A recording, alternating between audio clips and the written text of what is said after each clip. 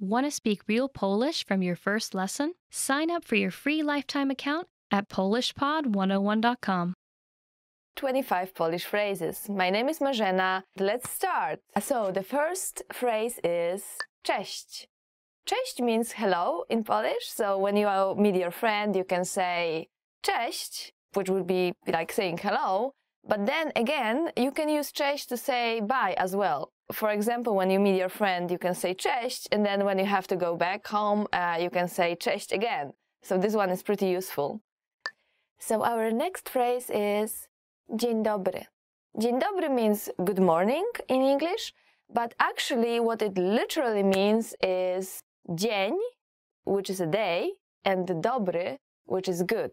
So actually what you are saying, it's good day. That's why we can use it through the whole day, not only in the morning. You can say it in the evening as well, or in the afternoon. You can say it to your friends or to your family and to a person you don't know as well. So feel free to use it anytime you want. And our next phrase is dobry wieczór. Dobry wieczór means good evening, literally means good evening. For example, through the whole day you would say dzień dobry, but at the end of the day you will say dobry wieczór. Now, actually, a lot of people, it's very difficult to know when can you start saying that, when can you start saying dobry wieczór instead of dzień dobry. So a lot of people I know starts with like dzień dobry, they want to say dzień dobry, but they didn't notice it's already evening and they say like dzień dobry wieczór, which is the funny way of saying that. You can try it if you want. Dobranoc. Dobranoc means good night. So you would usually use it before going to bed, when you want to say bye to your family or to your friends and just you are sleepy, you will just say dobranoc. Dobranoc, it's one word, but it actually came from two different words. So like dobra, which means good, and noc, night. So it literally means good night, but it's one word right now. The next phrase is jak się nazywasz? Jak się nazywasz? Which means, what is your name? If you meet a new person, you can use it, but remember that this phrase would be better to use with people of the same age or people younger, because it literally means, what is your name, not what is your name, sir, or what is your name, ma'am. That's why it's not too good to use for like older people. It's better to use it for your friends, for people the same age, or for younger people, for children as well. So once again, jak się nazywasz? And the next one is nazywam się. So obviously if you ask jak się nazywasz, what is your name, you have to answer that, and that's nazywam się, which means my name is. For example, nazywam się Marzena. So the next phrase is miło mi ciebie poznać. Miło mi ciebie poznać, which means it's nice to meet you. So obviously when you meet a new person, you ask jak się nazywasz, and you answer nazywam się, like nazywam się Marzena, and then at the end you usually say like it's nice to meet you, and that would be miło mi ciebie poznać. So the next phrase is jak się masz? Jak się masz? Which means how are you? Now, the funny thing is that we don't really ask that a lot in Poland. I mean, we do, but not as often as you do it in English. So when you ask somebody jak się masz, how are you? Be careful, because this person can actually give you the real answer. The next phrase for today is dobrze, dziękuję. A ty? I'm fine, thanks. And you? Dobrze, dziękuję. A ty? I'm fine, thanks. And you? As I told you before, this may not be the answer that you will get. Some people will say so, but some people will just start talking about their problems, about their life, and instead of just getting I'm fine, thank you, and you will get the whole life story of this person and all the problems and everything related. So be careful when you ask this one. It's usually good to ask your friends, people you are closer to, with whom you really want to talk a lot. and then you will get an answer, longer answer. But of course, if you are asked and you don't want to talk about your life, you can just say dobrze, dziękuję, a ty? Proszę. Please. Proszę. Proszę means please in English, and you can use it, for example, when you give somebody something. So like, proszę. Or when you ask somebody to do something, like, proszę, proszę, zrób to dla mnie. Please, please, please do it for me. So going to the next phrase, dziękuję. Dziękuję means thank you in Polish. Well, you can use it to basically anybody you want. When somebody passes you something, you can say, and saying proszę, you can say dziękuję. When somebody invites you inside, saying proszę, proszę, you can say dziękuję as well. When somebody offers you tea or coffee, you can say dziękuję. If you don't want it though, you can say nie dziękuję, which means no, thank you. Nie ma za co. Nie ma za co means you are welcome, but what it actually literally means is there is nothing to be thankful for. So we usually say dziękuję, and the other person would say nie ma za co. Next phrase we have here is tak. Tak means just yes. Whenever you want to say yes, and it's basically the same as in English. So, for example, when you want to use tak, if somebody asks you, do you want a tea or do you want something to drink? And you can say tak. Or you can say, actually adding please, tak, proszę. And when this person passes it to you, you can add dziękuję. The next phrase is nie. Nie means no. For example, if somebody offers you something to drink, if you want it, you can say yes, please, which would be tak, proszę, or tak, poproszę. But if you don't want it, you can say nie, or you can say nie, dziękuję, adding thanks to that. So, do you want something to drink? Nie, dziękuję. And next phrase is dobrze. Dobrze means okay.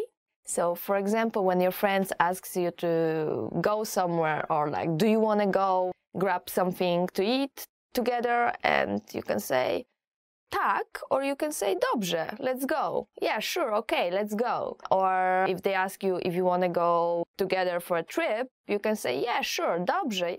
Yeah, I want to go. The next phrase is przepraszam. Przepraszam has many different meanings. So it can mean excuse me, but it also can mean I'm sorry. So you would see a lot of Polish people mixing excuse me and I'm sorry in English because it's actually one word in Polish.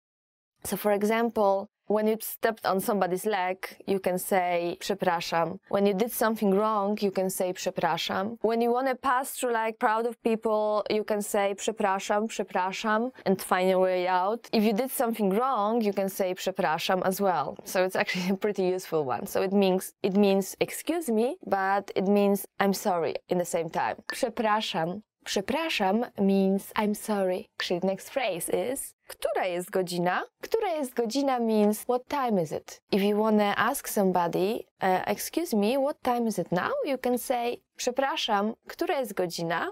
So let's go to the next one.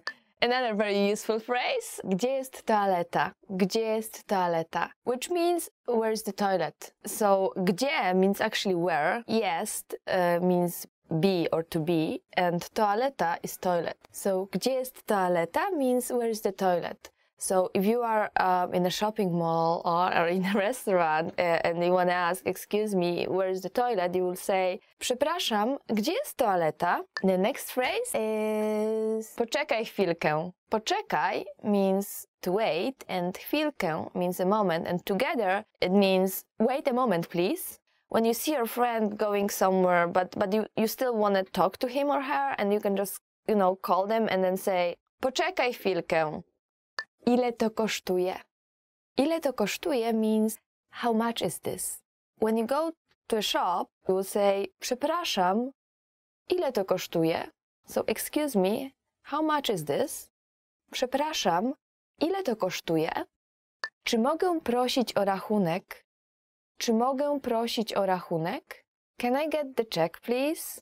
So imagine you are sitting in a very nice Polish restaurant eating pierogi or any other wonderful Polish dish, and you've just finished and you just want to get your bill. So you would just call the waiter saying przepraszam, and then you will add czy mogę prosić o rachunek? And the next one for today is pomocy. Pomocy. This means help, and I hope you will not have to use this one anytime soon. But if you're ever in danger, if you ever are in a very dangerous situation, which I hope you will not be in Poland, you can use this one, saying pomocy. Do zobaczenia. Do zobaczenia means see you later. You can use it when you speak with your friends and with your family or with anyone basically, because it's not super formal, but it's not only reserved to your closest friends. So like for example, we started this one with cześć, which was hello, but it was bye as well. And this one you would use when you speak with your friends, you would say cześć. But then for everybody else, your friends included, you can say do zobaczenia, which means until we see each other again. Potrafię dobrze mówić po polsku. I can't speak Polish very well. Nie potrafię means I can't. Mówić means to speak, and then po polsku means in Polish. So nie potrafię mówić po polsku, it literally means I can't speak Polish very well, or I can't speak in Polish very well if you wanted a very literal translation. When you start learning the language and you are still not so good, and you meet like people and you want to tell them that your Polish it's not so good, or it's not super good yet, you can use this phrase. Nie potrafię dobrze mówić po polsku. 10 questions you should know in Polish. So let's start. Jak się nazywasz? What's your name? Jak się nazywasz? What is your name? So if you meet somebody and you ask this person, jak się nazywasz? You may hear an answer like, nazywam się Ania. My name is Ania. Ania is actually a pretty common name in Poland. Or nazywam się Marzena. My name is Marzena. Jak się masz? How are you? Jak się masz means how are you? And you may hear an answer like dobrze, which means good. But actually, probably more often you will hear a very, very long answer and it won't be good. Because in Poland, it is not so common to ask, jak się masz. You do ask that, but you ask that only, people you are very close friends with. And you kind of need to expect a longer answer and that people will actually tell you the truth about their life and what wrong happened in it. And it's usually wrong because Polish people love complaining. So be careful with this one. If you don't have time for a longer talk, just don't ask it. Skąd jesteś? Where are you from? Skąd jesteś? Where are you from? So you may hear this question if somebody notices that you are not from Poland. And for example, if you are from America, you can answer z Ameryki, from America. So basically you just put z and then the country. Kiedy masz urodziny? When is your birthday? And if you make new friends, you may hear a question like, kiedy masz urodziny? Which means, when is your birthday? And a good answer for that would be just giving, the month and day. You don't have to answer in a whole sentence. So you can say, for example, 8 lutego. 8 lutego, which is February 8th. This is actually my birthday. Gdzie mieszkasz? Where do you live? Another question you may hear is, gdzie mieszkasz? Gdzie mieszkasz? Gdzie mieszkasz means, where do you live? And when you can answer like in details, telling the street, saying the street and everything else, or you can just, say, mieszkam w Krakowie, which means I live in Krakow. Gdzie pracujesz? Where do you work? Another question you may hear in Poland is Gdzie pracujesz? Where do you work? And it can be about the place or it can be about the company. So, for example, if you don't want to say the company or you are like, reluctant, you just want to say, okay, I work in Krakow, you say pracuję w Krakowie. If you want to say the company, on the other hand, you can just say pracuję w and change Krakow, to the name of a company. Jaki jest twój numer telefonu? What's your phone number? If somebody likes you really much, then they may ask about your phone number, saying, jaki jest twój numer telefonu? What is your phone number? So you can answer that saying, mój numer telefonu to 693 408 896, which means my number is 693 408 896. Just notice that in Polish we usually break it into like groups of 3, and we say not 693, we say 693, which is 693. Gdzie się nauczyłeś polskiego? Where did you learn Polish? Now, because studying Polish it's not so common and you don't actually learn it at school in a lot of countries, you may hear a question, gdzie nauczyłeś się polskiego? Where did you learn Polish? Well, you can answer, for example, w szkole językowej, which means in language school. Czy lubisz polskie jedzenie? Do you like Polish food? Another question you may hear as a foreigner is, of course, do you like Polish food? Which in Polish is, czy lubisz polskie jedzenie? Czy lubisz polskie jedzenie? You can answer whatever you want, like if you like it. If you don't like it, don't feel, like embarrassed and just say it straight, because people will just feed you with Polish food that you don't like. But if you like it, you can say uwielbiam, which means I love it. Kiedy przyjechałeś do Polski? When did you come to Poland?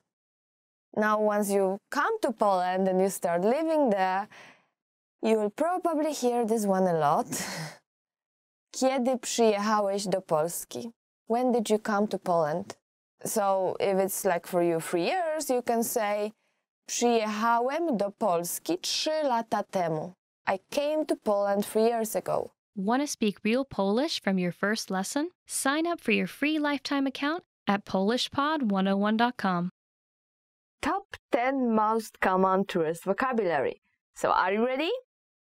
So our first word is bilet. It means ticket. So once again, bilet means a ticket. And for example, you can say poproszę bilet normalny. Poproszę bilet normalny. Normal ticket, please. So actually, normal ticket here is a literal translation. We say in Poland bilet normalny for an adult ticket. So as opposed to the one for children, which we will say ulgowy. Ulgowy. Ulgowy means that there is some kind of ulga. So it means that there is some percent off the price. So you pay less. And bilet normalny is we just say normal ticket, but it means adult ticket, like the very basic ticket, as opposed to the one for kids.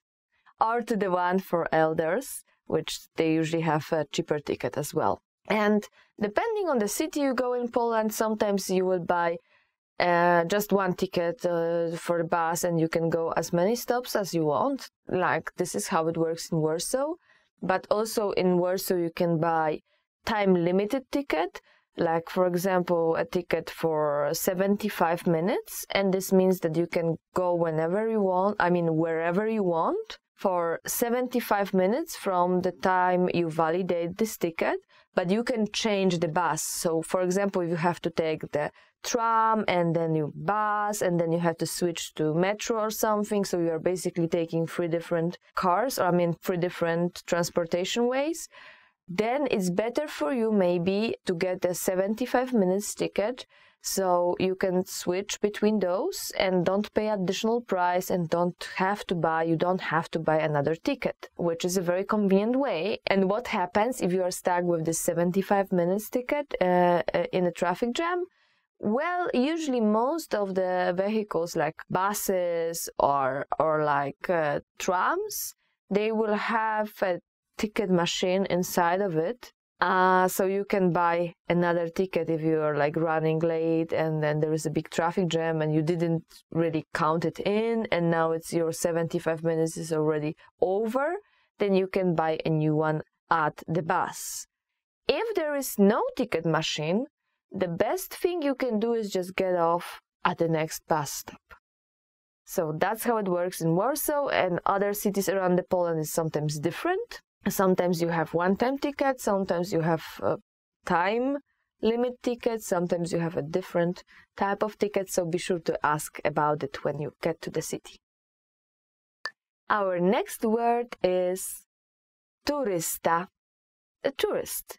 Turysta means a tourist, so that probably will be you when you are going around and sightseeing in Poland. And for example, you can say dużo tutaj turystów. There is a lot of tourists here. Dużo tutaj turystów. So actually there is more and more tourists coming to Poland, to Warsaw, to Kraków, of course. But lately, even cities like Wrocław, Opole, Poznań even, or Gdańsk are pretty much touristic. There is a lot of tourists coming, and they are very busy, especially during summer. Especially Gdańsk, which is very close to the Baltic Sea. It's a super busy city during the summer. Plan podróży, itinerary. For example, you can say, to jest nasz plan podróży.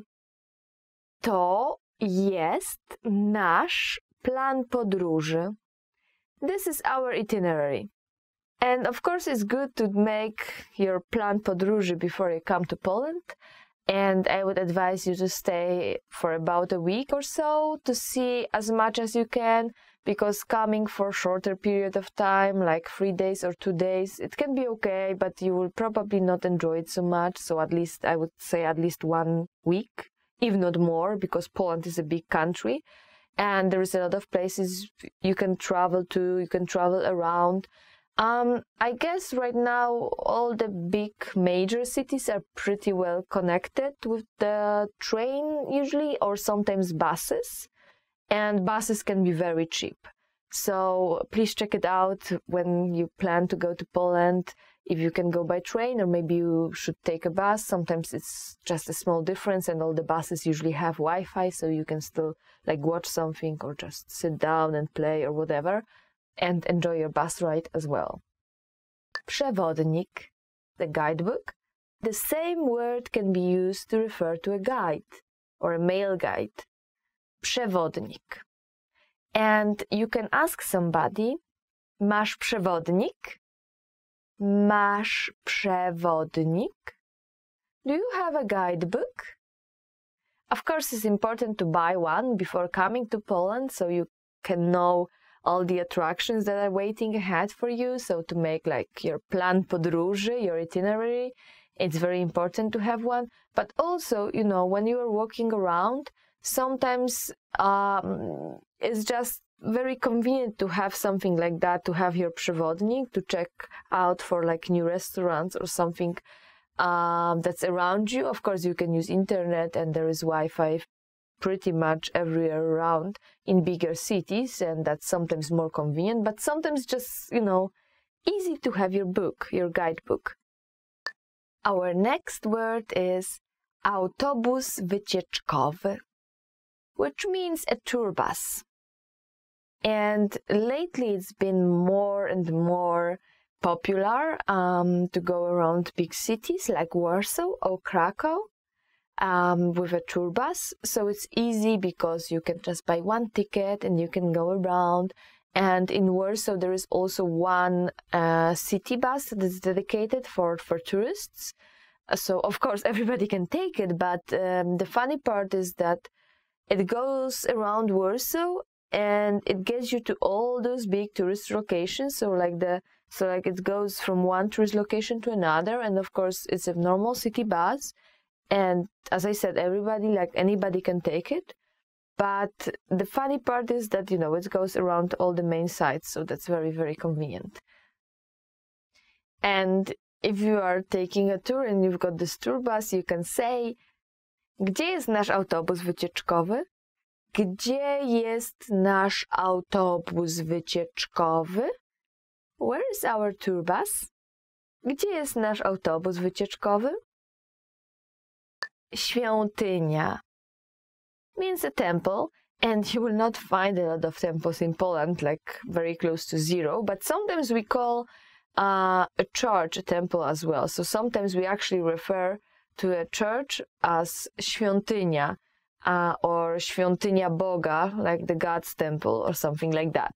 And for example, you can say, zróbmy sobie zdjęcie przed świątynią. Zróbmy sobie zdjęcie przed świątynią. Let's take a picture in front of a temple. Another one, meczet, mosque. There are some places where we still have some. In my hometown, we used to have one. We don't have it anymore, but everybody knows where it used to be, so everybody refers to that place, well, this place where a meczet was, where a mosque was. And in a sentence, you can use this word like this. Ten meczet jest bardzo stary. Ten meczet jest bardzo stary. This mosque is very old. The next word is super important in Poland, and it's kościół, church. Basically, if you are going around Poland, very, very possible that you will be going or sightseeing around all those churches.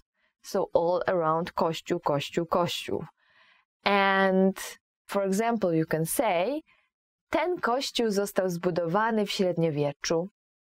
Ten kościół został zbudowany w średniowieczu.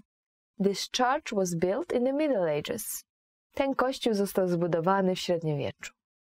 Yes, we do have a lot of kościół or a lot of churches in Poland. For example, in my hometown, Opole, we do have around 4, I guess 1, 2, 3, maybe 3, around 3 in just the city, the main part, the main city square in the city center. So it's like maybe 2 minutes from one church to another, and they're all different. So it's very nice for sightseeing or going around, but it's like literally maybe 2-3 minutes between one and the other. And when they have on Sunday, you can hear the bells ringing in one church and another one, and 5 minutes later another one. So it's very funny. And yeah, we have a lot of churches in Poland, basically. Some of them very beautiful, so please check it out. Our next word is wodospad. Wodospad means waterfall, and basically the word itself is built like in English, so water is falling, and in Poland is wodospad. Spad, like go down, from spadać, and wodo from woda, from water, so the water is falling, wodospad. And for example, you can say, podobno tam jest duży wodospad. Podobno tam jest duży wodospad. There is supposed to be a big waterfall out there. Podobno tam jest duży wodospad. Well, we don't really have a lot of waterfalls in Poland. I guess if you go to the mountains, you will see like a small river and something like a waterfall, which can look beautiful. But I guess we have more lakes maybe, which are even more beautiful. So please be sure to check out Polish nature, because it's amazing. Our next word is a lot of fun, and it's wycieczka. Wycieczka means a tour, and if you find a nice wycieczka in an offer, maybe you can say, pojedziemy na tę wycieczkę. Pojedziemy na tę wycieczkę. Are we going for this tour? And of course you can go by yourself and go around and do sightseeing by yourself, but it's also very nice to get a tour, a guided tour, especially if you go around Krakow, like you go to Auschwitz or you go to Wieliczka. And I think it's very important to get guided tour there because first of all, it's very difficult to get there. And second of all, it's nice to go there with somebody who can tell you a little bit more about the place than just see the place. Want to finally start speaking in your target language? In this guide, you'll discover the top 7 ways to practice speaking on your own with our lessons. Let's begin. Number 1, shadowing. Shadowing is a proven learning technique where all you do is repeat what you hear in order to practice speaking. So access any audio or video lesson on the site and press the play button to start. Then, as you listen or watch, just repeat the conversations. Or, even easier, read along out loud with the dialogue section. The script is right there in front of you. With our lessons, you can master entire conversations, just like that. Number 2, read out loud. I just mentioned it, but reading out loud is another powerful tactic and deserves its own mention. With every lesson, you get written transcripts and translations. So, as you play the lesson, read the dialogue out loud as you hear it. Why? By reading out loud, you're also practicing your speaking skills. You can do this with the lesson notes, the lesson transcript, or the dialogue tool. With the dialogue tool, you can listen to each line again and again, and repeat out loud until you master them all. Number 3, speed up your reading to speed up your speaking. Being able to speak without thinking is a sign of language mastery. If you're talking to a native and can respond quickly, they'll assume that you're fairly fluent. How can you do this? When you read out loud, try increasing your speed a little bit every time. So, start by reading with the dialogue tool. If you're like most learners, you'll read the first line slowly. That's because you're still getting used to the words, which is okay. Reread it. On your second try, you know most of the words, and you'll read a little faster. Reread it again. On your third try, you'll be even faster, at a native speaker's speed. And being able to read these phrases out loud and fast will help you speak fast. Number 4, record and compare yourself with native speakers. In order to sound like a native speaker, you must imitate native speakers. So here's how. Access the voice recorder, which is in the dialogue study tool in every lesson. Click on the microphone icon. Listen to the native speaker's audio, and then record yourself. You can then compare the 2 recordings side by side, and practice and try again and again until you perfect your pronunciation. Number 5, get feedback from our Premium Plus teacher. If you're learning by yourself and don't have access to real teachers, then you can always get feedback from our Premium Plus teachers. With the My Teacher tool, you can record yourself speaking and send the audio file to the teacher. They'll review it and tell you what to improve and how. That's it. Number 6, level up your speaking with Premium Plus assignments. With Premium Plus, you can also get assignments that cover reading, writing, listening, and even speaking from your teacher. These assignments can be tailored to your goals and needs. You get a new one every week, or anytime you're ready for a new one. Number 7, get even more lessons in the lesson library. If you want even more lessons on speaking and conversations, visit our lesson library and under Category, choose Conversation. You'll get all of the pathways and lessons that are focused on speaking. In this video, you'll have a chance to test them out with a quiz. First, you'll see an image and hear a question. Next comes a short dialogue. Listen carefully and see if you can answer correctly. We'll show you the answer at the end. Are you ready? Kobieta pyta o coś sprzedawcę w księgarni. Jaką książkę kobieta chce zobaczyć? Przepraszam, chciałabym zobaczyć książkę z tamtej półki. Którą książkę? O samochodach. Chwileczkę. Tą? Tak, tą. Proszę bardzo. Jaką książkę kobieta chce zobaczyć?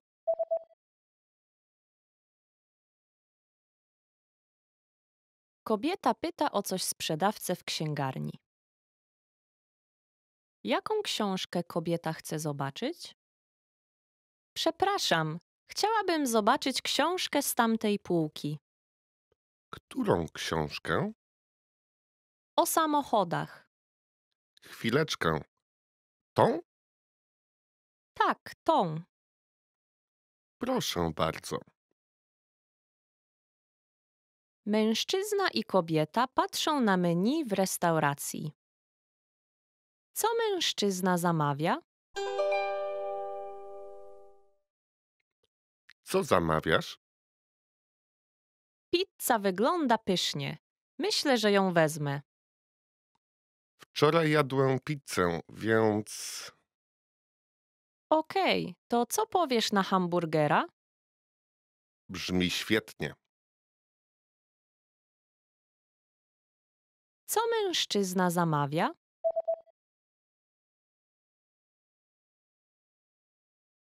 Mężczyzna i kobieta patrzą na menu w restauracji.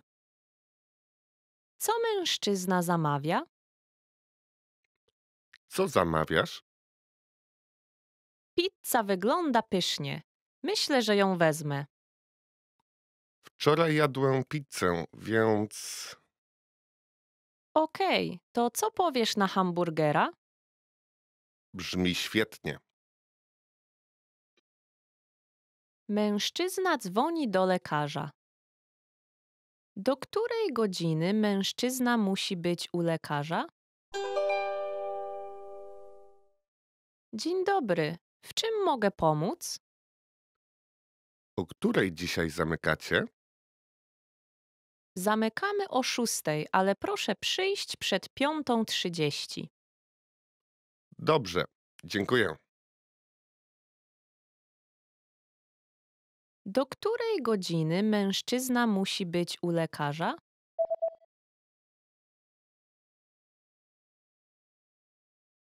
Mężczyzna dzwoni do lekarza. Do której godziny mężczyzna musi być u lekarza? Dzień dobry. W czym mogę pomóc? O której dzisiaj zamykacie? Zamykamy o 6, ale proszę przyjść przed 5:30. Dobrze, dziękuję. Chłopiec czyta swój pamiętnik. Jaka była pierwsza rzecz, jaką dzisiaj zrobił? Dzisiaj była super pogoda. Po południu poszedłem na basen, wieczorem poszedłem do kina. Cały ranek się uczyłem. To był niezły dzień. Jaka była pierwsza rzecz, jaką dzisiaj zrobił?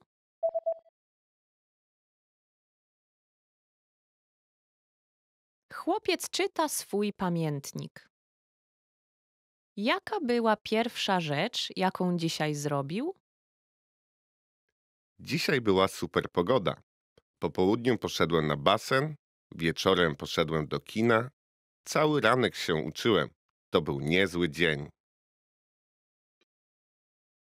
Kobieta i mężczyzna patrzą na zdjęcie. Na jakie zdjęcie patrzą? To jest zdjęcie drużyny piłkarskiej twojego syna, prawda? Który to twój syn? Ten O, jest najwyższy. jest wyższy nawet ode mnie. Na jakie zdjęcie patrzą?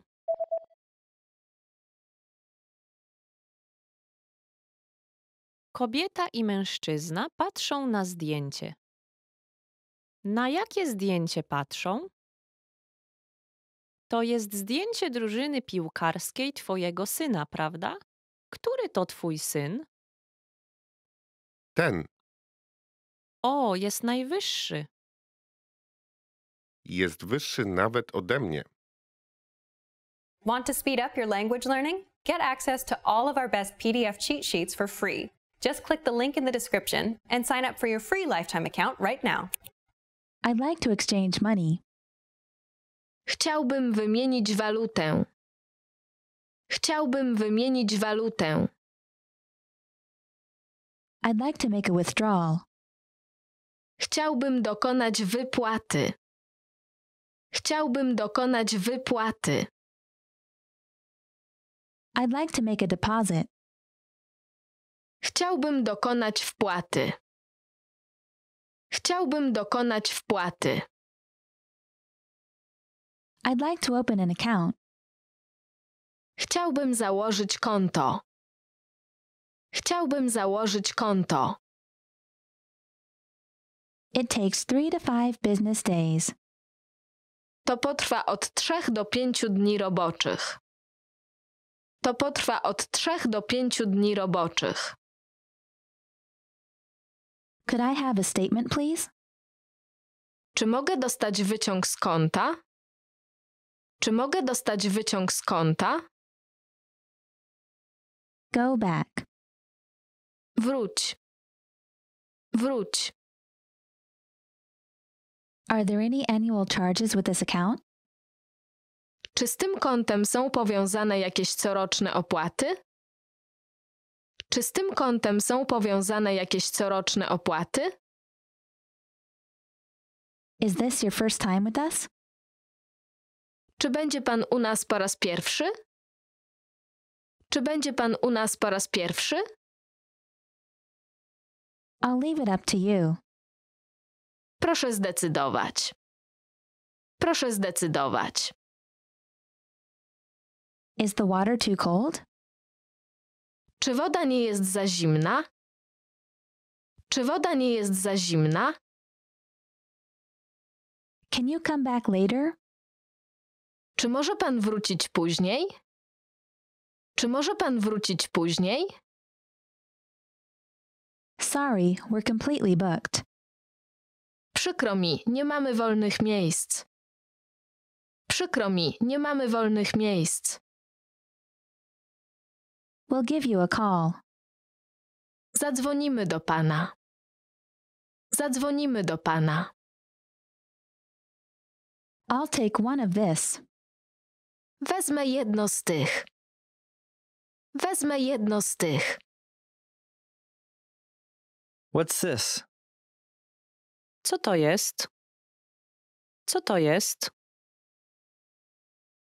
Can I have a bag, please? Czy mogę dostać reklamówkę? Czy mogę dostać reklamówkę? Ready to start? Czy możemy zacząć? Czy możemy zacząć? The flight will arrive at 8:45 p.m. Samolot wyląduje o 20:45. Samolot wyląduje o 20:45. It looks like it will take about 30 more minutes to get there. Wygląda na to, że minie jeszcze ze 30 minut, zanim tam dotrzemy. Wygląda na to, że minie jeszcze ze 30 minut, zanim tam dotrzemy. We'll arrive 30 minutes early. Będziemy 30 minut wcześniej. Będziemy 30 minut wcześniej. She'll be here by 7 p.m. Ona dotrze tu do 19. Ona dotrze tu do 19. What is a good time for you? O której ci pasuje? O której ci pasuje? Today is Wednesday. Wczoraj był wtorek. Wczoraj był wtorek. Monday is the worst day of the week. Poniedziałek to najgorszy dzień tygodnia. Poniedziałek to najgorszy dzień tygodnia. It's already Sunday. Już niedziela. Już niedziela. The day after tomorrow is Friday. Pojutrze jest piątek. Pojutrze jest piątek. What day is it today? Jaki dzisiaj dzień? Jaki dzisiaj dzień? It's only Tuesday. Dopiero wtorek. Dopiero wtorek. He's leaving now. On właśnie wychodzi. On właśnie wychodzi. Let's leave in 20 minutes. Wyjdźmy za 20 minut. Wyjdźmy za 20 minut. Can we leave around 6? Czy możemy wyjść około 6? Czy możemy wyjść około 6? It's noon. Jest południe. Jest południe. It's 3 o'clock. Jest trzecia. Jest trzecia. It ends in 30 minutes. Skończy się za pół godziny. Skończy się za pół godziny. It's almost dusk. Już prawie zmierzch. Już prawie zmierzch. It's midnight. Jest północ. Jest północ. Be here before noon. Bądź tu przed południem. Bądź tu przed południem. This weekend I'm going to the movies. W ten weekend idę do kina. W ten weekend idę do kina. What are you doing this weekend? Co robisz w ten weekend? Co robisz w ten weekend? I'll have time next week. Będę miał czas w przyszłym tygodniu. Będę miał czas w przyszłym tygodniu. I'm busy this week. W tym tygodniu jestem zajęty. W tym tygodniu jestem zajęty. I have no money. Nie mam pieniędzy. Nie mam pieniędzy. Leave me alone. Zostaw mnie w spokoju. Zostaw mnie w spokoju. I want to go here. Chcę iść w to miejsce. Chcę iść w to miejsce. I'm looking for this place. Szukam tego miejsca. Szukam tego miejsca. They took my phone. Zabrali mi telefon. Zabrali mi telefon. This area is dangerous. Ten obszar jest niebezpieczny. Ten obszar jest niebezpieczny. Do you speak English? Czy mówisz po angielsku? Czy mówisz po angielsku?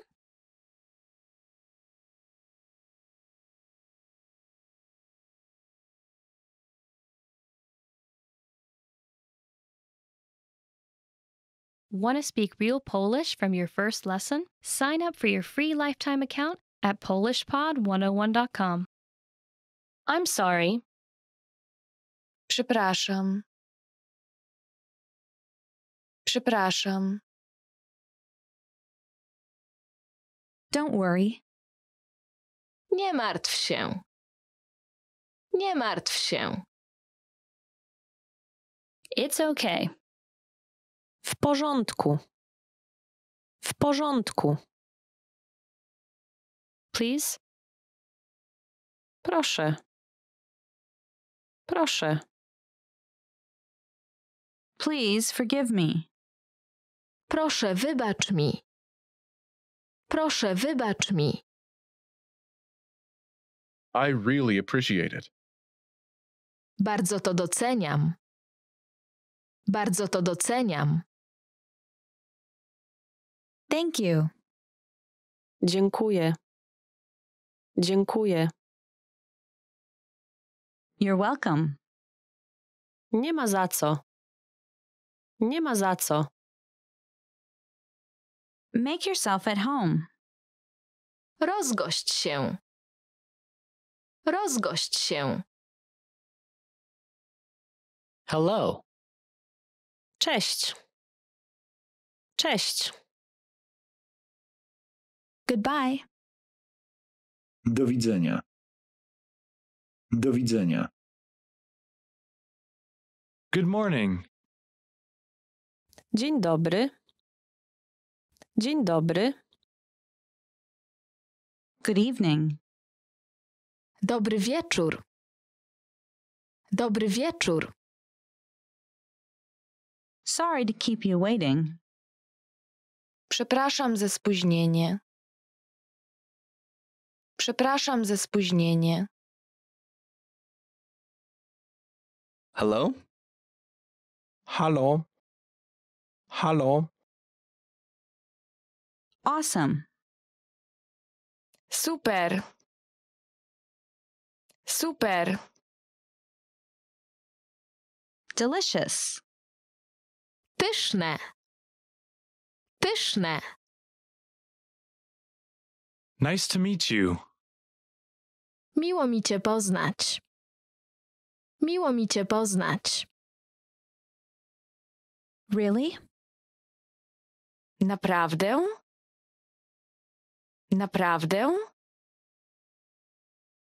What time is it? Która godzina? Która godzina? How are you? Jak się masz? Jak się masz? I'm good. Dobrze. Dobrze. Help. Pomocy. Pomocy. I don't like it. Nie podoba mi się to. Nie podoba mi się to. I like it. Podoba mi się to. Podoba mi się to. It's difficult. To trudne. To trudne. Once again, please. Proszę powtórzyć. Proszę powtórzyć. I don't understand. Nie rozumiem. Nie rozumiem. Slower, please. Proszę wolniej. Proszę wolniej. What is it? Co to jest? Co to jest? Where are you from? Skąd jesteś? Skąd jesteś? How old are you? Ile masz lat? Ile masz lat? What's your phone number? Jaki masz numer telefonu? Jaki masz numer telefonu? Long time no see. Dawno się nie widzieliśmy. Dawno się nie widzieliśmy. This is for you. To dla ciebie. To dla ciebie. How have you been? Co u ciebie? Co u ciebie? I'm afraid I can't make it. Obawiam się, że nie dam rady. Obawiam się, że nie dam rady. Never mind. Nie ma sprawy. Nie ma sprawy. I forgive you. Wybaczam ci. Wybaczam ci. I'm fine. W porządku. W porządku. And you? A u ciebie? A u ciebie? Good night. Dobranoc. Dobranoc. Good afternoon. Dzień dobry. Dzień dobry. Bye bye. Papa. Papa. How many people are there in your family? Ile osób jest w twojej rodzinie? Ile osób jest w twojej rodzinie? It takes about 30 minutes by train. Pociągiem będzie mniej więcej 30 minut. Pociągiem będzie mniej więcej 30 minut. Excuse me. Przepraszam. Przepraszam. Hold on. Poczekaj. Poczekaj. May I sit here? Czy mogę tu usiąść? Czy mogę tu usiąść? Thank you very much. Dziękuję bardzo. Dziękuję bardzo. What did you say? Co powiedziałeś? Co powiedziałeś? Hello everyone, welcome to Top Polish Words. My name is Marzena and today we will learn 10 phrases you always want to hear in Polish. Świetnie dzisiaj wyglądasz. You look great today.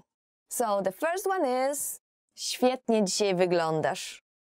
You look great today. So that's a good one. You can say it to your friends. You can say it to somebody from your family. You wouldn't say it to a person you don't know, like, you know, random person on the street, which you do in some other countries. But everybody will feel better with this one. Świetnie dzisiaj wyglądasz. You look great today. Tęsknię za tobą. I miss you. Tęsknię za tobą. Tęsknię za tobą means I miss you. So this is something you would say to a person close to you, to somebody from your family.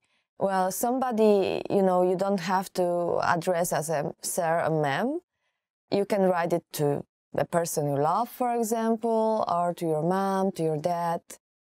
Wykonałeś świetną robotę. You did a great job. Wykonałeś świetną robotę. You did a great job. This is a phrase, I guess, that you will hear at a company. Maybe your boss will tell you that, or your supervisor, or maybe your teacher even. But somebody you know who is above you and he will prize you for whatever you've done. Dostaniesz premię na koniec miesiąca. There will be a bonus at the end of the month. Dostaniesz premię na koniec miesiąca. There will be a bonus at the end of the month. Well, I guess bonuses in Poland right now are quite common. It wasn't like this 20 years ago. But right now in a lot of companies, you know, they want to make people like, they want to, you know, people to work better. They want people to try. So there is this system of bonuses in most of the companies in Poland right now. So you may actually hear this one if you work well. Dobrze gotujesz. You're an excellent cook. Dobrze gotujesz. Dobrze gotujesz means you are an excellent cook. And this is very important in Poland especially. We do love food and we do love, you know, our homemade food. So whenever you want to marry into Polish family, be sure to be a good cook. And we do cook a lot. We do cook a lot in Poland. We don't really go out, eating out. So phrase like, you know, dobrze gotujesz, it's a compliment and a very, very good one. Odpocznij sobie, dzisiaj ja posprzątam. Take a break, I will do the cleaning today. Odpocznij sobie, dzisiaj ja posprzątam. Take a break, I will do the cleaning today. That's something I would love to hear. We do, you know, like, there is this whole schedule to Polish Week, and because a lot of people still go to church on Sunday, and they don't work on Sunday. We usually do our cleaning on Saturday. It's like, I guess in a lot of other families, both the wife and the husband, they both, engage in the cleaning process, and they both try to, like clean the house. And then on Sunday, they both usually rest and start work from Monday to Friday. Wygrałeś, and you win. Wygrałeś, and you win. We've got this very popular lottery in Poland. It's called Totolotek, and you can buy it almost everywhere. There's those small kiosks where they sell it. And I guess a lot of people try to, try their luck. And I guess, I would be super happy if I won like 1 million zloty, which I never did. I guess the most I won was 200 zloty, which is like still $50, $60 maybe. Pretty good. Miałeś rację. You were right. Miałeś rację. You were right. It's difficult to say that somebody else was right. And I guess, like girls in Poland would admit it, like, oh, you were right. But guys are so proud, and I don't think they will do that. I don't think guys say that a lot. Przyniosłem ci coś specjalnego. I brought you something special. Przyniosłem ci coś specjalnego. I brought you something special. And this something special can be a piece of cake, wonderful Polish sernik, cheesecake, or like a flower or two. Budżet jest nieograniczony. The budget is unlimited. Okay, so the next one is budżet jest nieograniczony, which basically means the budget is unlimited. I don't think you will ever hear it in a Polish company, but if so, that's definitely something that will make you happy. And that's all for today. Once again, my name is Marzena, and today we learned 10 things you want to hear in Polish. So if you like this video, please remember to like it, and remember to check out polishpod101.com. That's all for today, and see you next time. Thank you! So the first word is, and I promise you this is the most difficult word you will ever learn in Polish, as for the pronunciation, is chrząszcz. I will just say it again. Chrząszcz, which means beetle. Yeah, so we use it a lot for tongue twisters. Like, for example, a very famous one is chrząszcz brzmi w Szczecinie, w Szczebrzeszynie, which means beetle sounds in the reeds in a town called Szczebrzeszyn, which makes it even more difficult to say. Chrząszcz brzmi w Szczecinie, w Szczebrzeszynie. Ah, yeah, that was correct. Lubić.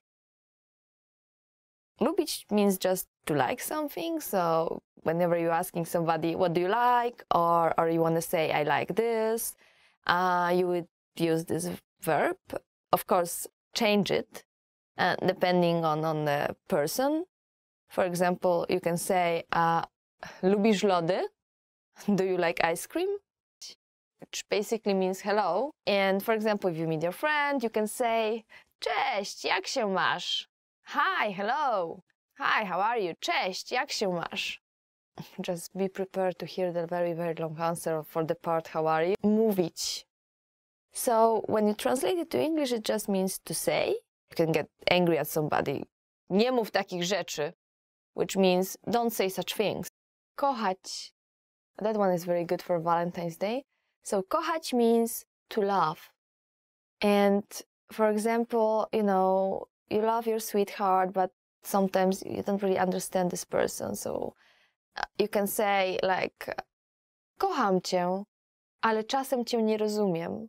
Which means I love you, but sometimes I don't understand you. Słyszeć. Słyszeć means to hear in English. And for example, you can say, słyszałam, że tu mają dobre pierogi. I've heard they have good dumplings here. So if you're a girl, you would say słyszałam, I've heard. If you're a guy, you would say słyszałem. So słyszałam, słyszałem. It will change a little bit depending on the gender. You can basically take this sentence and put something different at the end and use it as a kind of set phrase. Słyszałem, że, słyszałam, że. Niespodzianka. Niespodzianka means a surprise, and this noun is actually very, very funny because it comes from two different words. So nie, which is basically a negation, means no, and spodzianka, it's from spodziewać się, which means to expect something. So it's like not expecting something or something that is not expected, which basically gives you a surprise. For example, imagine that you are in this long-distance relationship with your girlfriend, and then she doesn't say anything and she just comes to you with no notice, and you open the door and you're very surprised to see her there, and then you say, a to mi zrobiłaś niespodziankę. Oh, you sure surprised me. Wiedzieć. Wiedzieć is translated to English as to know, and it is a little bit tricky verb because people often confuse it with another verb, znać, and both actually are translated as to know into English. So, for example, you can say, nic nie wiem. I do not know anything. Nic nie wiem. I do not know anything. So the next word is spać, which means to sleep. And for example, when you meet your friend in the morning and you want to ask, like, did you sleep well? In Polish, we would say, wyspałaś się, if that's a girl, or wyspałeś się, if that's a guy. I know that this wyspałaś się doesn't really sound like spać because we attach wy in front of it, but it actually is the same verb. Again, for a girl, you can say, wyspałaś się, did you sleep well? Or for a guy, wyspałeś się, przyjść, to come. For example, you are at the party and you want to know who is coming. So you ask your friend, who is the organizer, kto przyjdzie na przyjęcie? Who is coming to the party? Okay, so the next word is szczęśliwy, which basically means happy. Well, let's go back to this Valentine's Day, and when you are with your sweetheart and you want to say how happy you are with him, you can say, jestem z tobą bardzo szczęśliwa, which means I'm very happy with you. And this is something that a girl would say. If you're a guy, you just have to change this last part. Szczęśliwa, szczęśliwy, patrzeć, which means to look. So, for example, you can say when you saw something weird and you want to show it to your friend, or something interesting, popatrz tam, look there, zdrowy.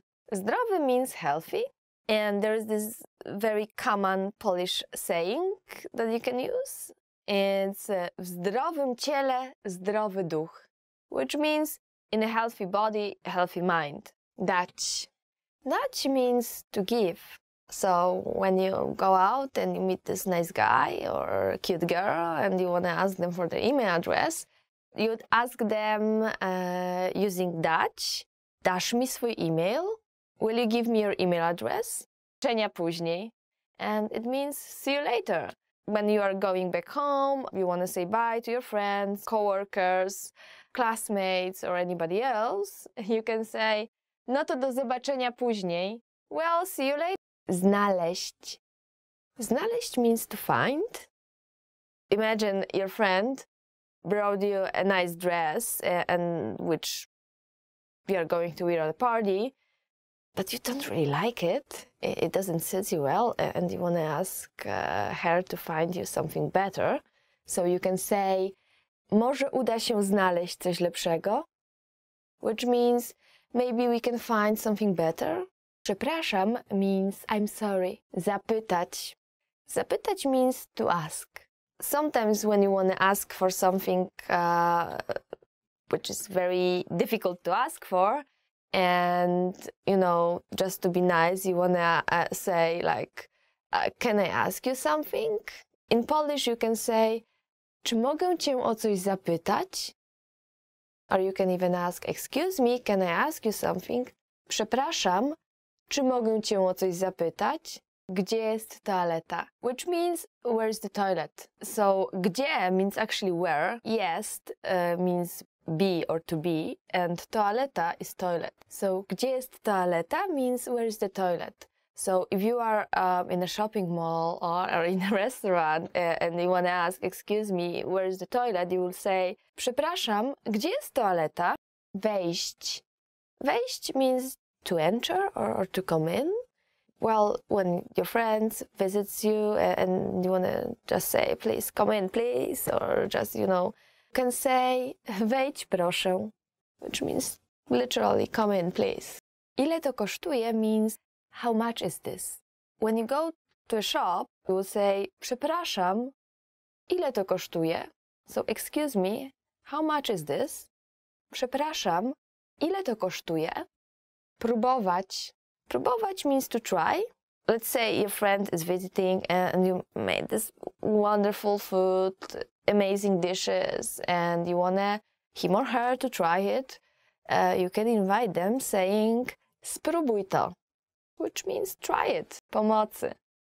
This means help, and I hope you will not have to use this one anytime soon.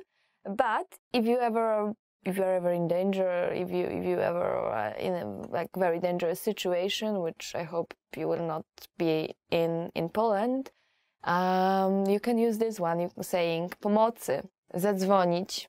So zadzwonić means to call. And let's say somebody calls you and you cannot really talk right now, so you want to say, okay, I will call you back later. You just say, zadzwonię potem. I will call later. I can't speak Polish very well. Nie potrafię means I can't. Mówić means to speak. And then po polsku means in Polish. So nie potrafię mówić po polsku. It literally means I can't speak Polish very well. Or I can't speak in Polish very well if you wanted a very literal translation. When you start learning the language and you are still not so good and you meet people and you want to tell them that your Polish it's not so good or it's not super good yet, you can use this phrase. Nie potrafię dobrze mówić po polsku. Are your top 10 language learning goals for the year? So here we go. Skończę survival phrases na polishpod101.com słuchając 2 lekcji dziennie. I will finish survival phrases series on polishpod101.com by listening to 2 lessons a day. Skończę survival phrases na polishpod101.com słuchając 2 lekcji dziennie, which means I will finish survival phrases series on polishpod101.com by listening to 2 lessons a day. To set yourself a realistic goal, and then when you can actually measure what you did, and every day you listen just to 2 lessons, it's roughly maybe 20, 25, 30 minutes. If you want to review, it can be up to 1 hour, but it's very easy to do. So I would say set yourself realistic goals and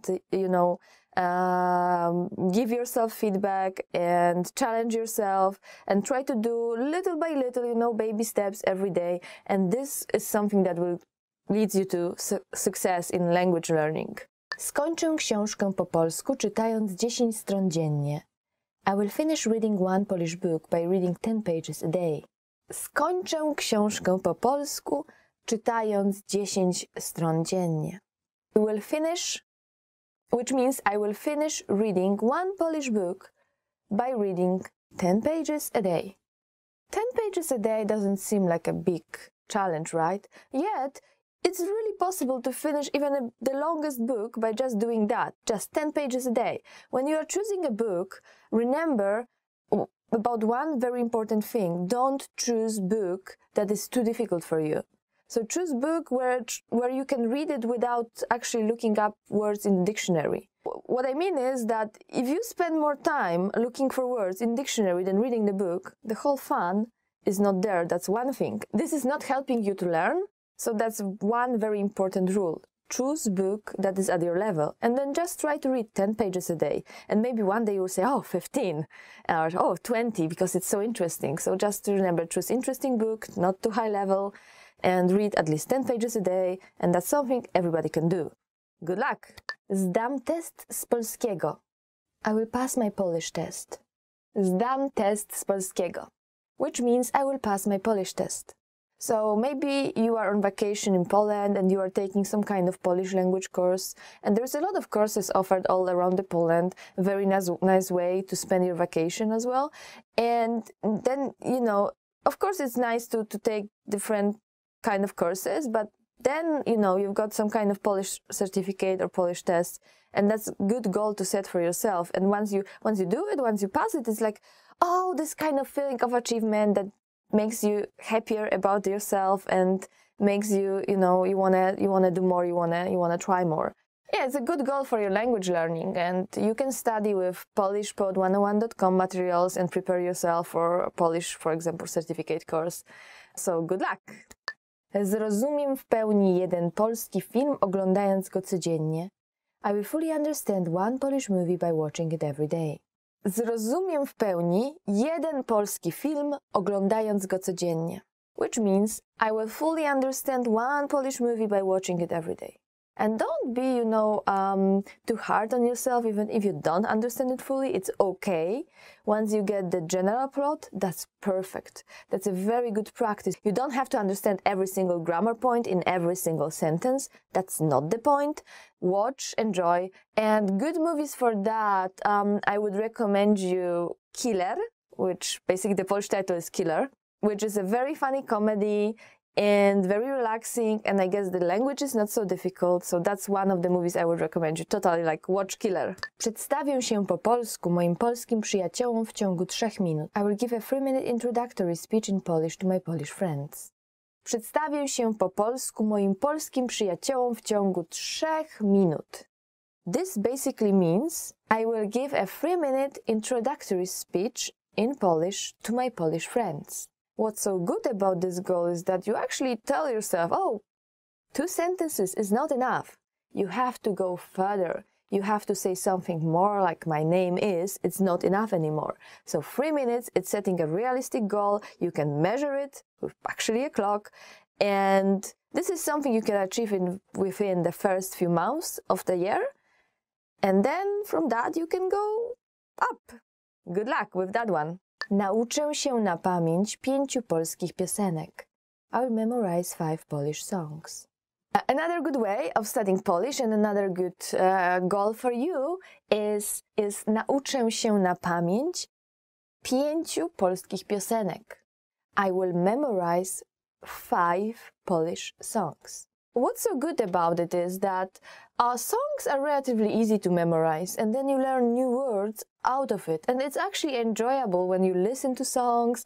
You can try to sing it, you can try to repeat it, and then you kind of memorize it. And that's something that will stay with you for a long time, because every time you hear this memory, you will be like, remembering all these words, and it will be coming to your head. And it's like, whoa!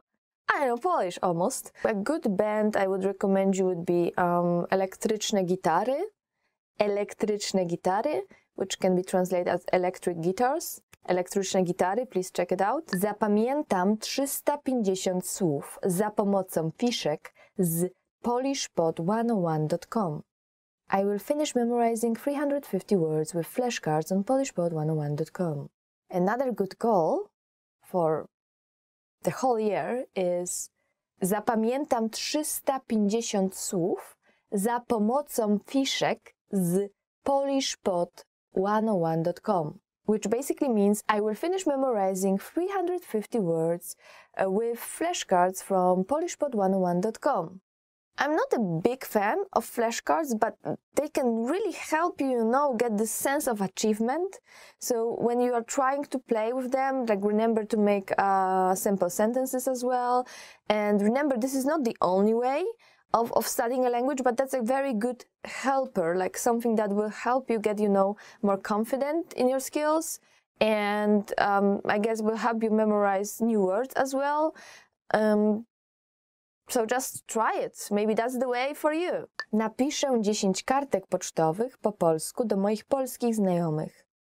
I will write 10 postcards in Polish to my Polish friends. Napiszę 10 kartek pocztowych po polsku do moich polskich znajomych. I will write 10 postcards in Polish to my Polish friends. What's good about postcards is that they don't have to be long, so you don't really have to be very good. And there is some, like, set phrases that you can look up on the internet. You can check polishpod101.com for that. And some things, like, you can use, very simple sentences and then just practice. And you're practicing writing as well. Writing can be very tricky, especially in Polish when you have like two different ż. One is RZ, the other one is the ż with the dot on the top, and there's like which one to use. Actually, I have problems with that too, don't worry. So this is a very good way to practice the language, the actual language. Nauczę się, jak mówić o przeszłych, teraźniejszych i przyszłych wydarzeniach. I will learn how to talk about past, present and future events. Another good thing to tell your story is to nauczę się, jak mówić o przeszłych, teraźniejszych i przyszłych wydarzeniach. Which basically means I will learn how to talk about past, present and future events. Zapamiętam 150 słów poprzez uczenie się 5 słów dziennie. I will master 150 words by memorizing 5 words a day. Okay, another one could be zapamiętam 150 słów przez uczenie się 5 słów dziennie. Which means I will master 150 words by memorizing 5 words a day. 5 words a day doesn't sound really difficult, right? Yet, by doing that for another 30 days, and that's only like 1 month, you can actually get up to 150, and 150 is an achievement. Top 10 marriage proposal lines. So here we go. Wyjdziesz za mnie? Will you marry me? And I guess, well, it's the simplest one, the shortest one, and the most effective one as well. You may already know the word wyjść, which means to go out. So it's kind of like using the word to go out, but then putting this weird preposition, which usually doesn't come with the word to go out, which is za, and then myself, mnie, wyjdziesz za mnie, which basically means, will you marry me? But if you ever forget how to say it, just think, go out, go out, go out. Okay, wyjść, wyjdziesz, okay, wyjdziesz za mnie. And the funny part is that, the very, very useful part is that you can use the same phrase for both guys and girls, and both guys and girls can use it. So it's very, very convenient. Czy zrobisz mi ten zaszczyt i zostaniesz moją żoną? Will you do me the honor of becoming my wife? And obviously, because it's my wife, well, you can say it only to a girl. And yeah, czy zrobisz mi ten zaszczyt sounds very traditional, like will you do me an honor, or will you do me the honor? It's like in English, it sounds very pathetic, very traditional, very, very old-fashioned, I guess. So yeah, for me, I don't think I would like my boyfriend to say that. It'd be a little bit weird, but I guess it really depends on the person, and you probably know your lady best, so you can decide for the longer one, for this one, even though she will like it. Czy sprawisz, że zostanę najszczęśliwszym mężczyzną na ziemi? Will you make me the happiest man alive? Yeah, I don't know, like, maybe I'm not so old-fashioned. It's not something I would like to hear, but I've been never dreaming of this white dress and marriage and stuff like that, while my friends were, and they already married, and they already have kids, and they already have their own households, and I'm not married, and I don't have any kids, and I don't have my own house, and I'm not even looking for that, to be honest. So yeah, so I guess if you're more like old-fashioned, traditional household style, then you will go for the longer one. If you're like me, you will just go for the shortened one, and then maybe think of very nice way to say it, very nice praise to say it, and so on. So our next phrase is czekałem na ciebie całe życie. I've been waiting for you my whole life. Czekałem na ciebie całe życie. And since czekałem is in masculine form, then yeah, a guy can use it to a girl or a guy, if you prefer. But yeah, but that's masculine form. If you are a girl and you really want to use this one, you will say czekałam. Czekałam na ciebie całe życie. I've been waiting for you my whole life. Czekałem, czekałam.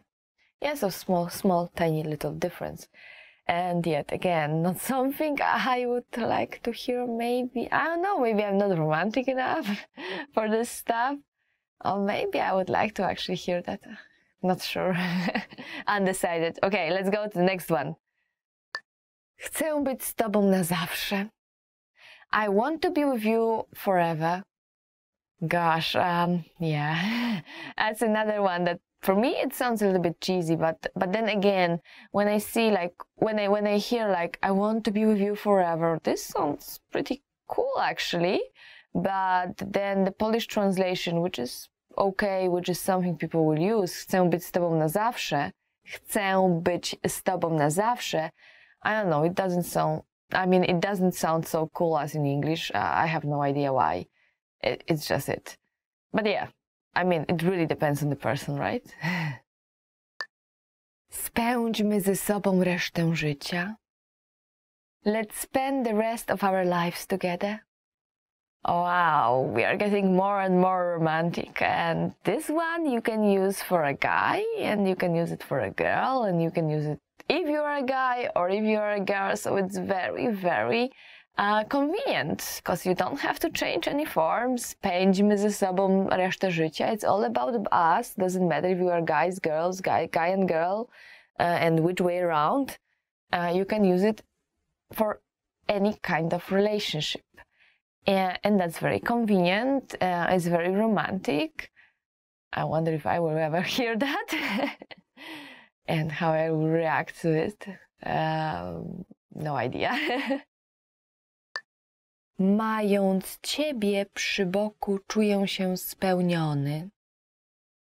Having you by my side is what completes me.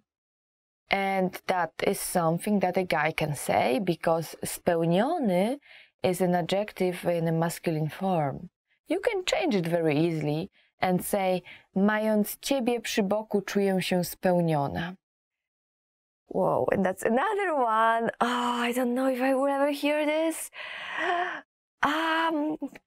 It's very romantic. Well, my boyfriend is not that romantic. Probably never ever. But yeah, I guess it would be nice to hear something like that once in a while, or once in a lifetime, or any time. Nie mogę sobie wyobrazić życia bez ciebie. I can't imagine my life without you in it. And this is another convenient one, because again, you don't have to change anything. You can use it to anyone, and you can use it as a girl, you can use it as a guy. So that's very good. That's not happening very often in Polish, so please use it. And oh my gosh, like, I guess, you know, you will say it to somebody you really love, and maybe not somebody whom you just started dating, because this person will just get a little bit scared, I guess. Or maybe I'm not so romantic, I don't know. Chciałbym dać ci wszystko, ale mam nadzieję, że ten pierścionek wystarczy. I wish I could give you everything, but I hope that this ring is enough. And now you hit the level of being romantic. Like, this is like pretty much Superman of being romantic. And romantic phrases. And if your lady really likes that, that's something you can use. And here we've got chciałbym. So that's masculine form. So if you are a girl and you still want to use it, this is chciałabym. Chciałabym. You just change a little bit. Chciałbym, chciałabym. And that's all. And you're ready to go. Jestem pewien, że ja I ty jesteśmy sobie przeznaczeni. I now know that you and I are truly meant to be together. I know some guys who would actually use it as a pickup line. And I don't think it's a good idea. It sounds a little bit creepy if you do it at your first date, or I don't know, even before that. But as a proposal line, on the other hand, yeah, I guess it can go very well. I would feel a little bit weird, to be honest, but then again, as I already said on multiple occasions in this episode, I may not be the biggest, romantic ever. Even though, yeah, I would like my boyfriend to be a little bit more romantic, I guess, but me, myself, I'm not that big of a romantic. And phrases to survive at the station. So here we go. Jadę do. I would like to go to.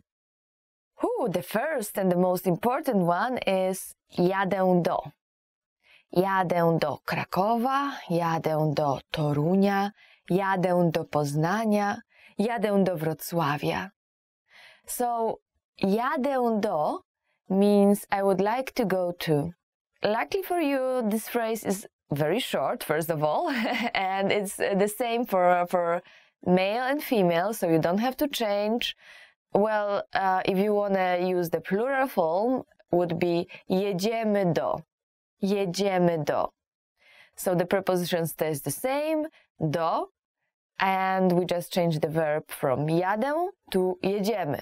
And you can say, for example, jedziemy do Gdańska, jedziemy do Krakowa, jedziemy do Torunia, jedziemy do Poznania. So you may have noticed already that the name of the city changes. Like Toruń becomes Torunia, Gdańsk becomes Gdańska, Wrocław becomes Wrocławia, Kraków becomes Krakowa, Łódź becomes Łodzi, and this is because the case changes. So we change the case to genitive case. That's the second one, second case. So when you use preposition do, as in jadę do, you change it to the second case. So the name of the city will change. Jadę do Warszawy. We don't say jadę do Warszawa, that's a mistake. Jadę do Warszawy. And actually I said it means I would like to go to, but like very literally, it means I'm going to, I'm heading to. Czy z tego peronu odjeżdża pociąg do? Is this the right platform for? Wow, and our next one is something you would definitely need in Poland, because this changes a lot. It's a very long one, so be prepared. Czy z tego peronu odjeżdża pociąg do? Is this the right platform for? So let's just look at this phrase a little bit closer. So first we have the particle czy, that's asking. Z tego peronu, from this platform, odjeżdża, leaves. And then pociąg do, train to. Czy z tego peronu odjeżdża pociąg do? That's the whole phrase. And you can say, czy z tego peronu odjeżdża pociąg do Warszawy? Is this the right platform for Warsaw?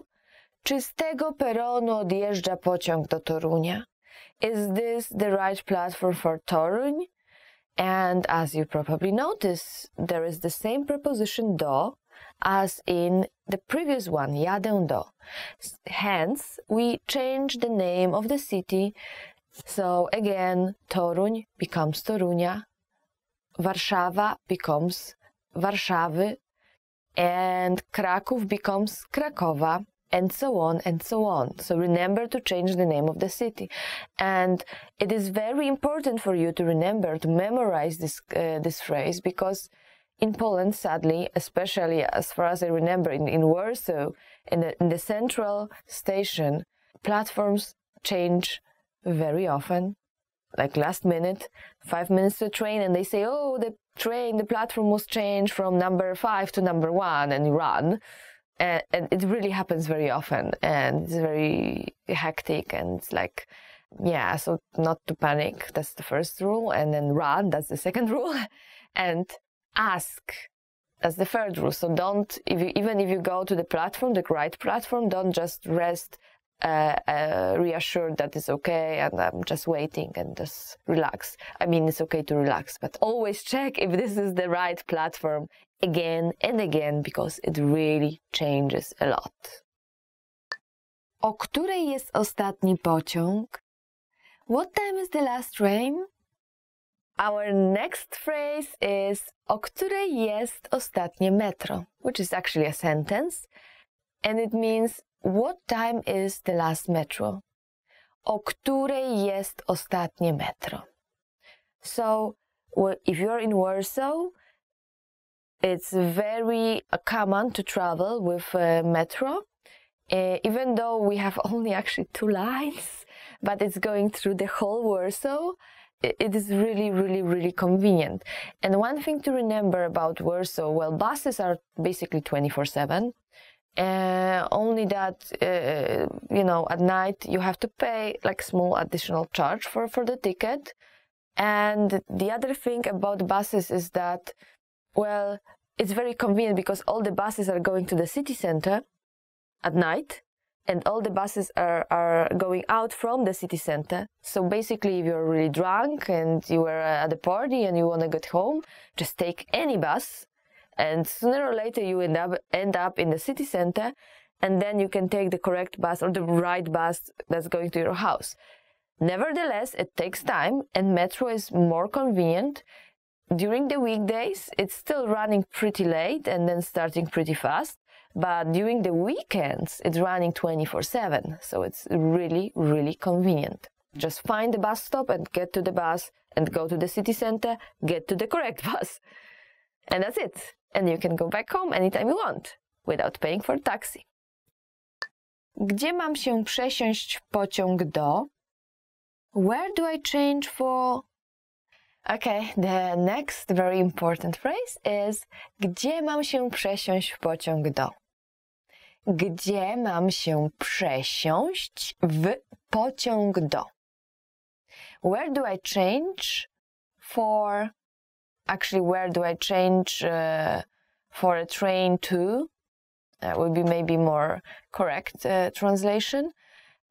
For example, you can say gdzie mam się przesiąść w pociąg do Wrocławia? Where do I change for the train to Wrocław? Gdzie mam się przesiąść w pociąg do Krakowa? Where do I change to a train to Kraków, or for a train to Kraków? And as you may already remember, and if not, then please try to memorize that.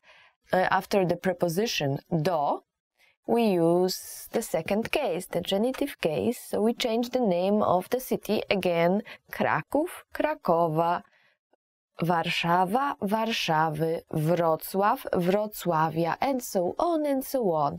Opole, my hometown, to Opola. Gdzie jest stacja kolejowa? Where is the train station?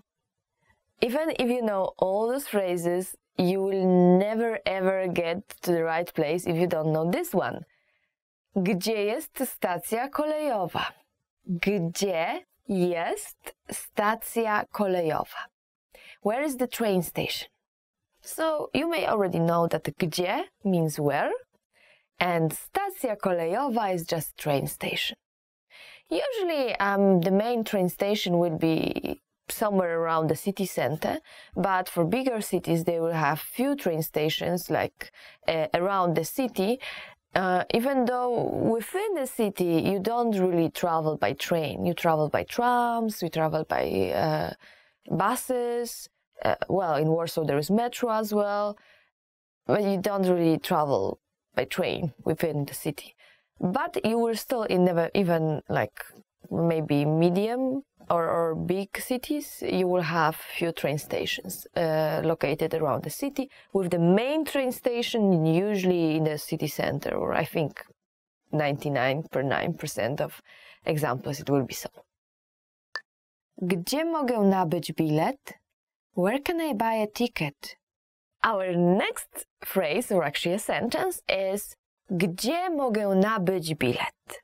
Gdzie mogę nabyć bilet? Where can I buy a ticket? And, well, you probably remember gdzie is where, and bilet is a ticket. The word nabyć is actually maybe a little bit difficult. Nabyć means just to buy.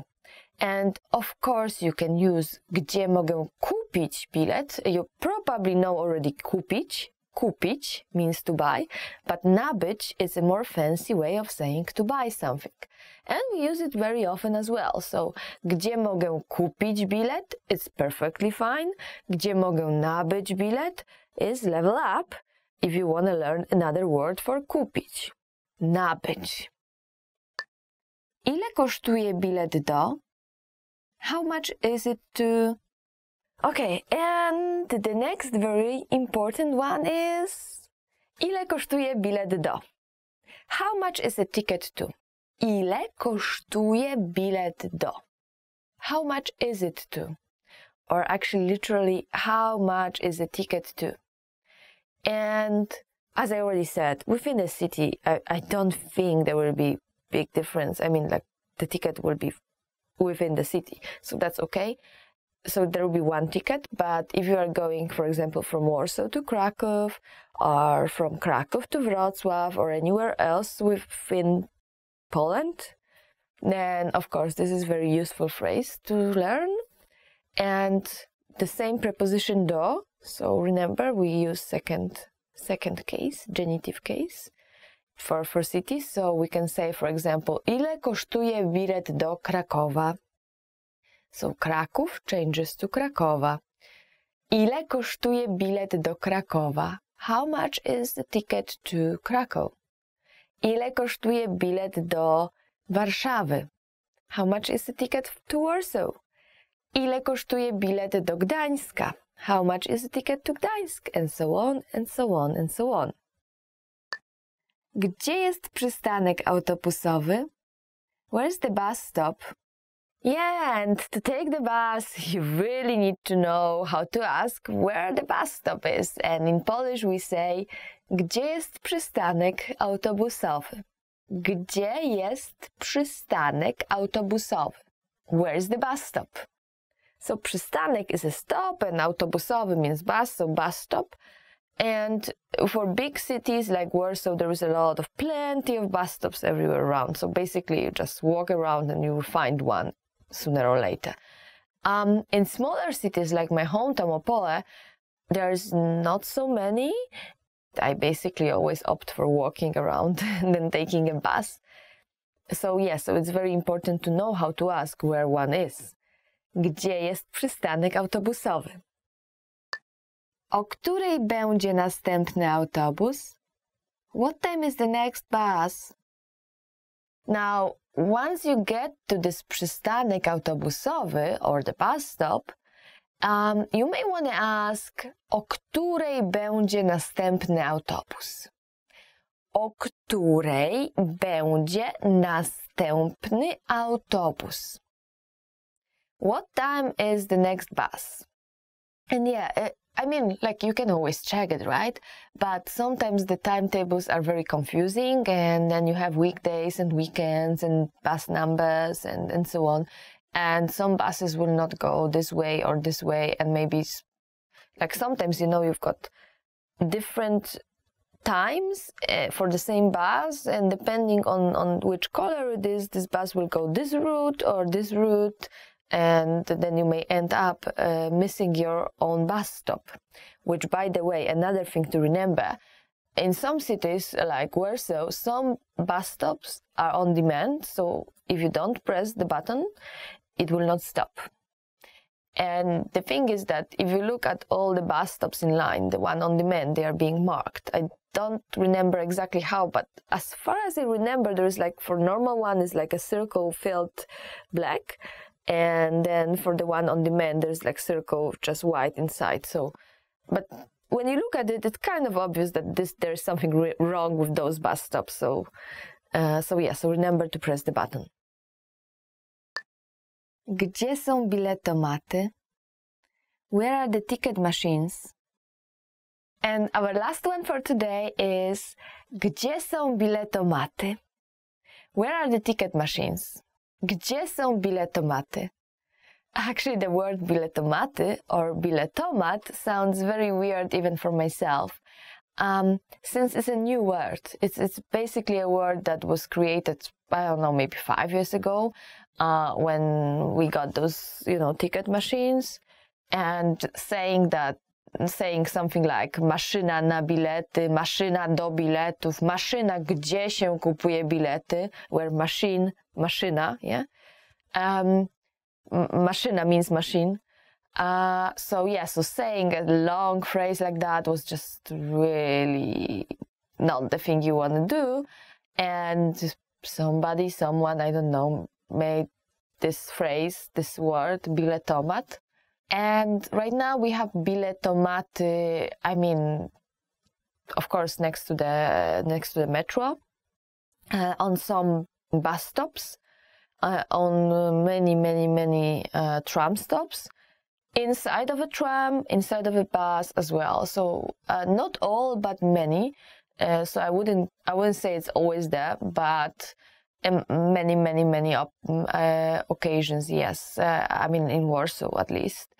So what it is therefore is that if you buy like 30 minutes ticket and you are stuck in traffic jam, you cannot even go out of the bus and say save yourself paying a fine once your ticket is not valid anymore. But you cannot buy a ticket as well unless you've got this machine over there sitting there and waiting for you to buy a new one, which is very often the case. So that's actually pretty convenient, right? Top 10 must-know vocabulary for the restaurant.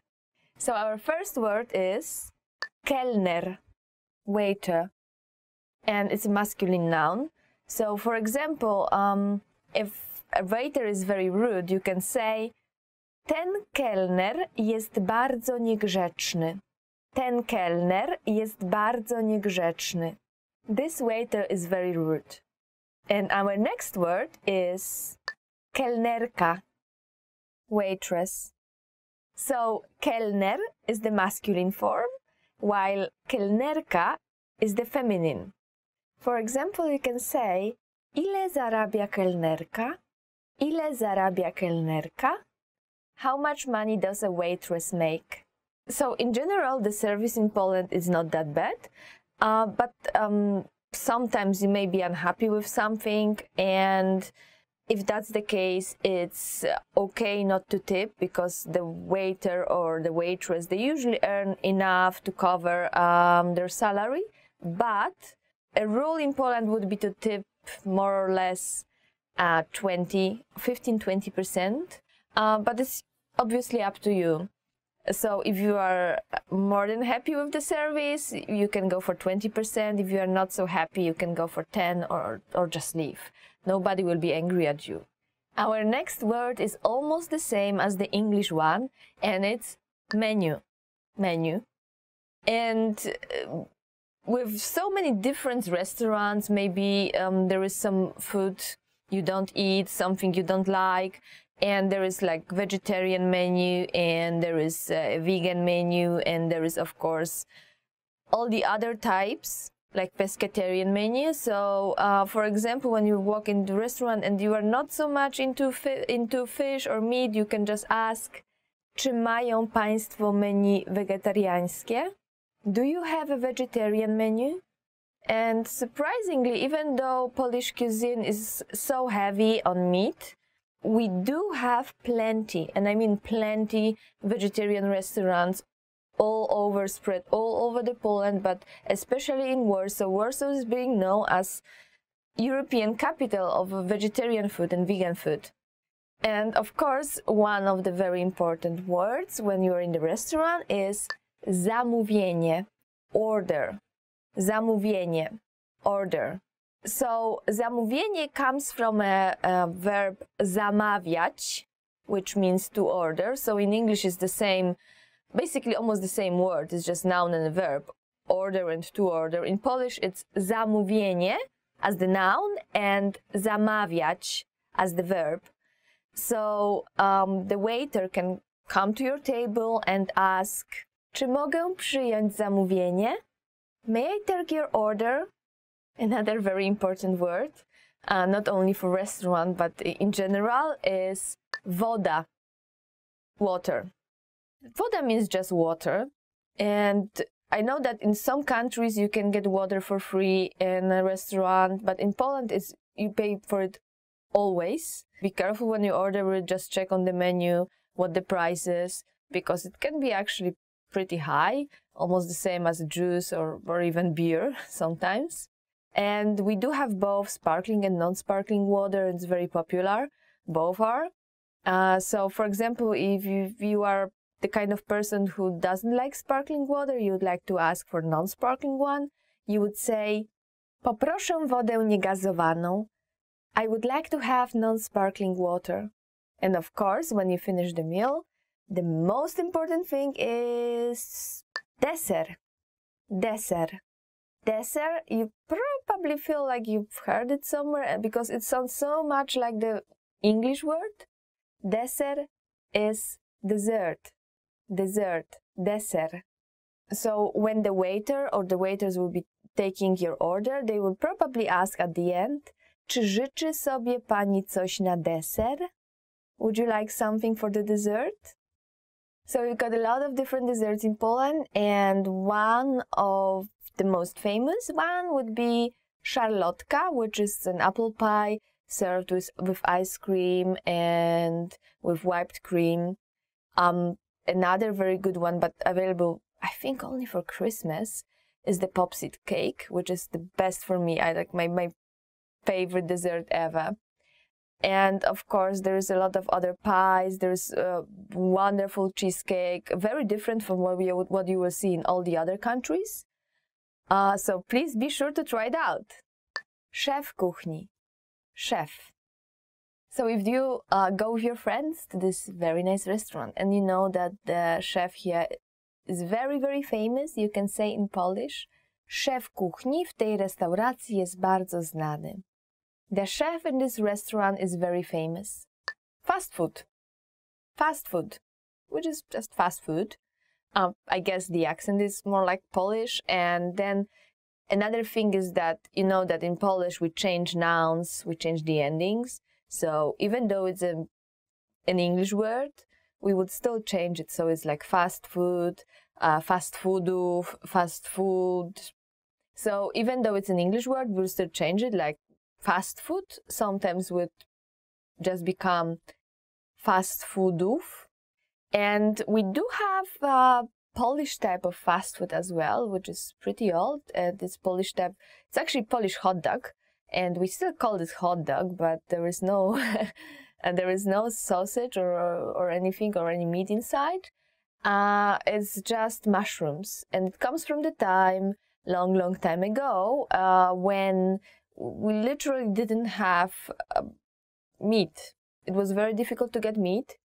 Even though people had money for that, they just couldn't buy it. So that's the invention of that time, and I still remember it. Oh my gosh, when I was little, I just loved to go with my mom and buy those hot dogs, and we called them hot dogs, but they were like hot dogs with mushrooms, and that's it, just mushrooms, like just the bun with mushrooms. You cannot see them so often anymore. You can still probably when you just look around, but it's not that common anymore. If you are like me and you don't really like fast food, you will say, nie lubię fast foodów. I don't like fast food. Restauracja, restaurant.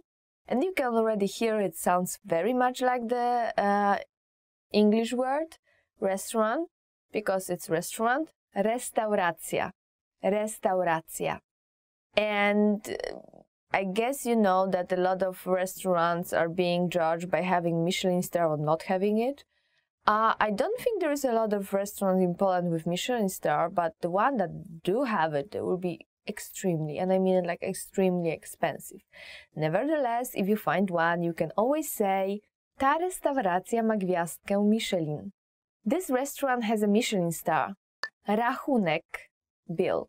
Rachunek comes from a very old Polish word which we probably don't use anymore. A verb, rachować. Rachować means just to count. And right now we would just say liczyć, not rachować. But this word, its form, it's still there in the word rachunek. rachunek. And it's also very important to just look at your bill before you go back home, because sometimes people may make mistakes on purpose or not on purpose, but just it happens. And if something is wrong, you can always say, przepraszam, ale ten rachunek się nie zgadza. I'm sorry, but this bill is not correct. Up 10 phrases you will need for a date. So let's begin. Pójdziesz ze mną na obiad? Would you like to go out to dinner with me? So, actually, if you say it like this, pójdziesz ze mną na obiad, it can mean both a lunch and a dinner. Because we still kind of live in this culture when dinner was actually lunch and then supper was something like a dinner right now. But I guess if we are talking about a romantic dinner, then everybody will just know we are talking about dinner or supper, not lunch.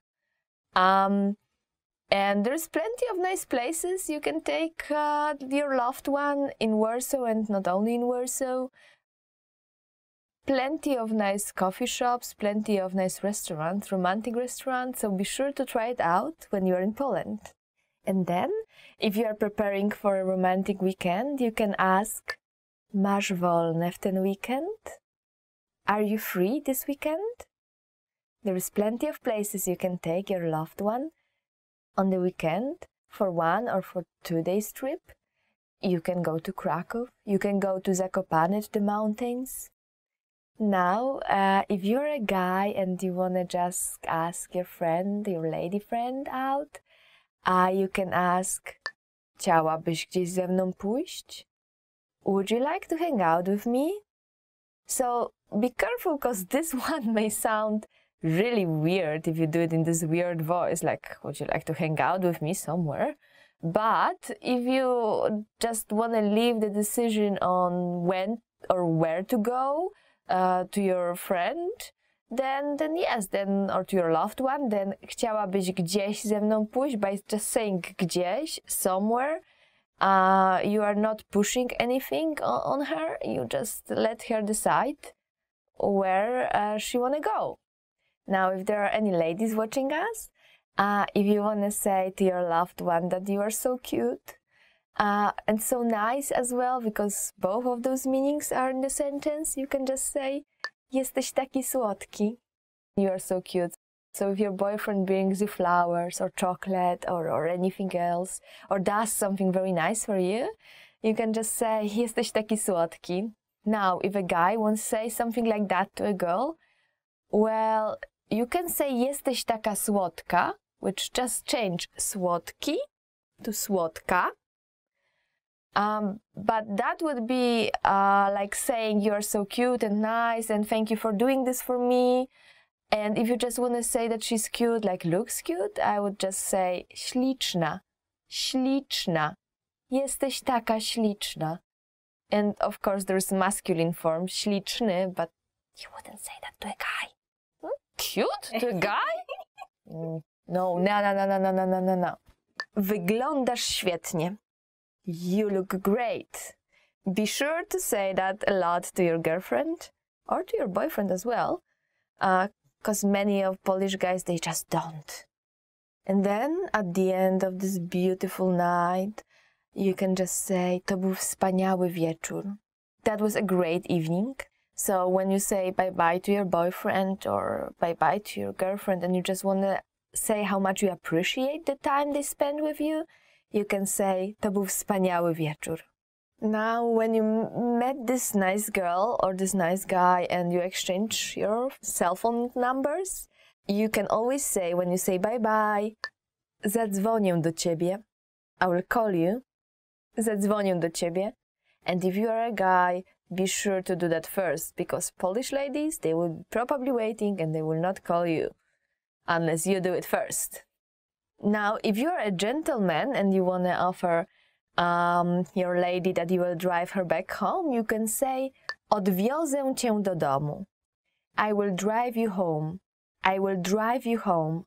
Odwiozę cię do domu can mean that this person will literally drive you home, or that he or she will just drive home with you on a bus or train or anything just because you are too drunk or just because he feels like it's not safe, it's very late, and he just prefers to go with you, which is a pretty nice thing to do.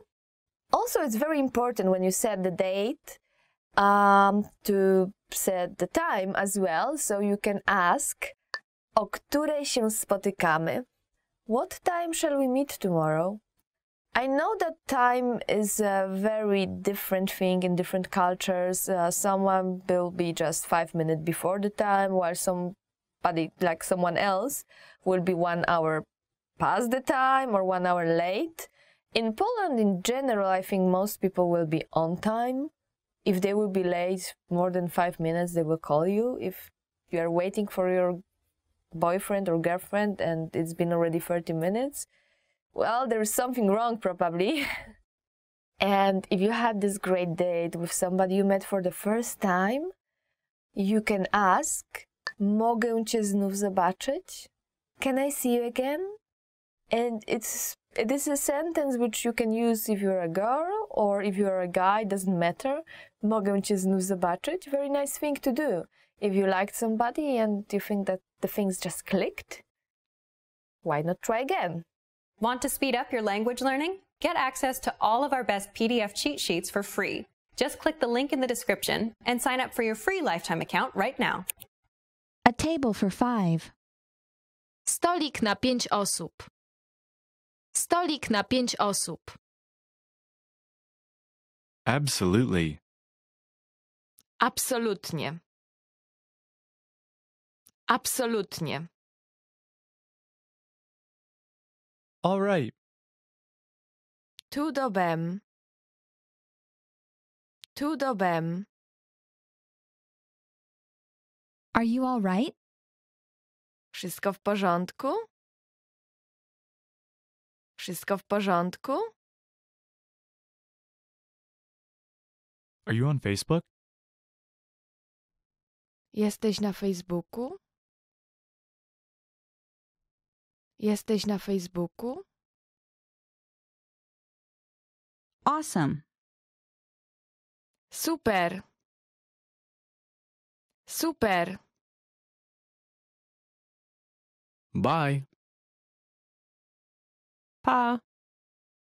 Pa. Bye-bye. Papa. Papa. Can I borrow this? Czy mogę to pożyczyć? Czy mogę to pożyczyć? Can I have a bag, please?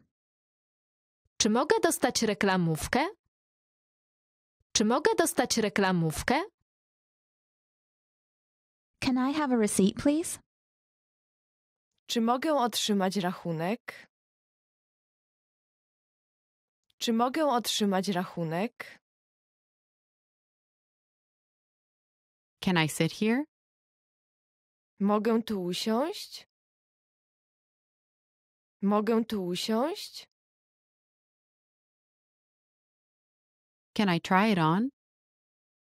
Czy mogę to przymierzyć?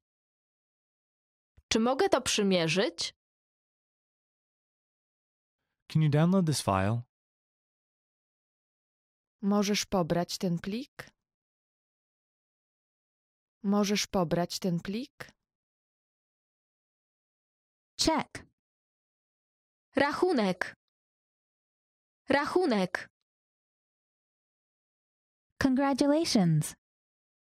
Gratulacje. Gratulacje. Could I have your attention, please? Czy mogę prosić o uwagę? Czy mogę prosić o uwagę? Delicious. Pyszne. Pyszne. Do you need anything? Potrzebujesz czegoś? Potrzebujesz czegoś? Do you speak English? Czy mówisz po angielsku? Czy mówisz po angielsku? Do you understand? Rozumiesz? Rozumiesz? Does this bus go to? Czy ten autobus jedzie do... Czy ten autobus jedzie do...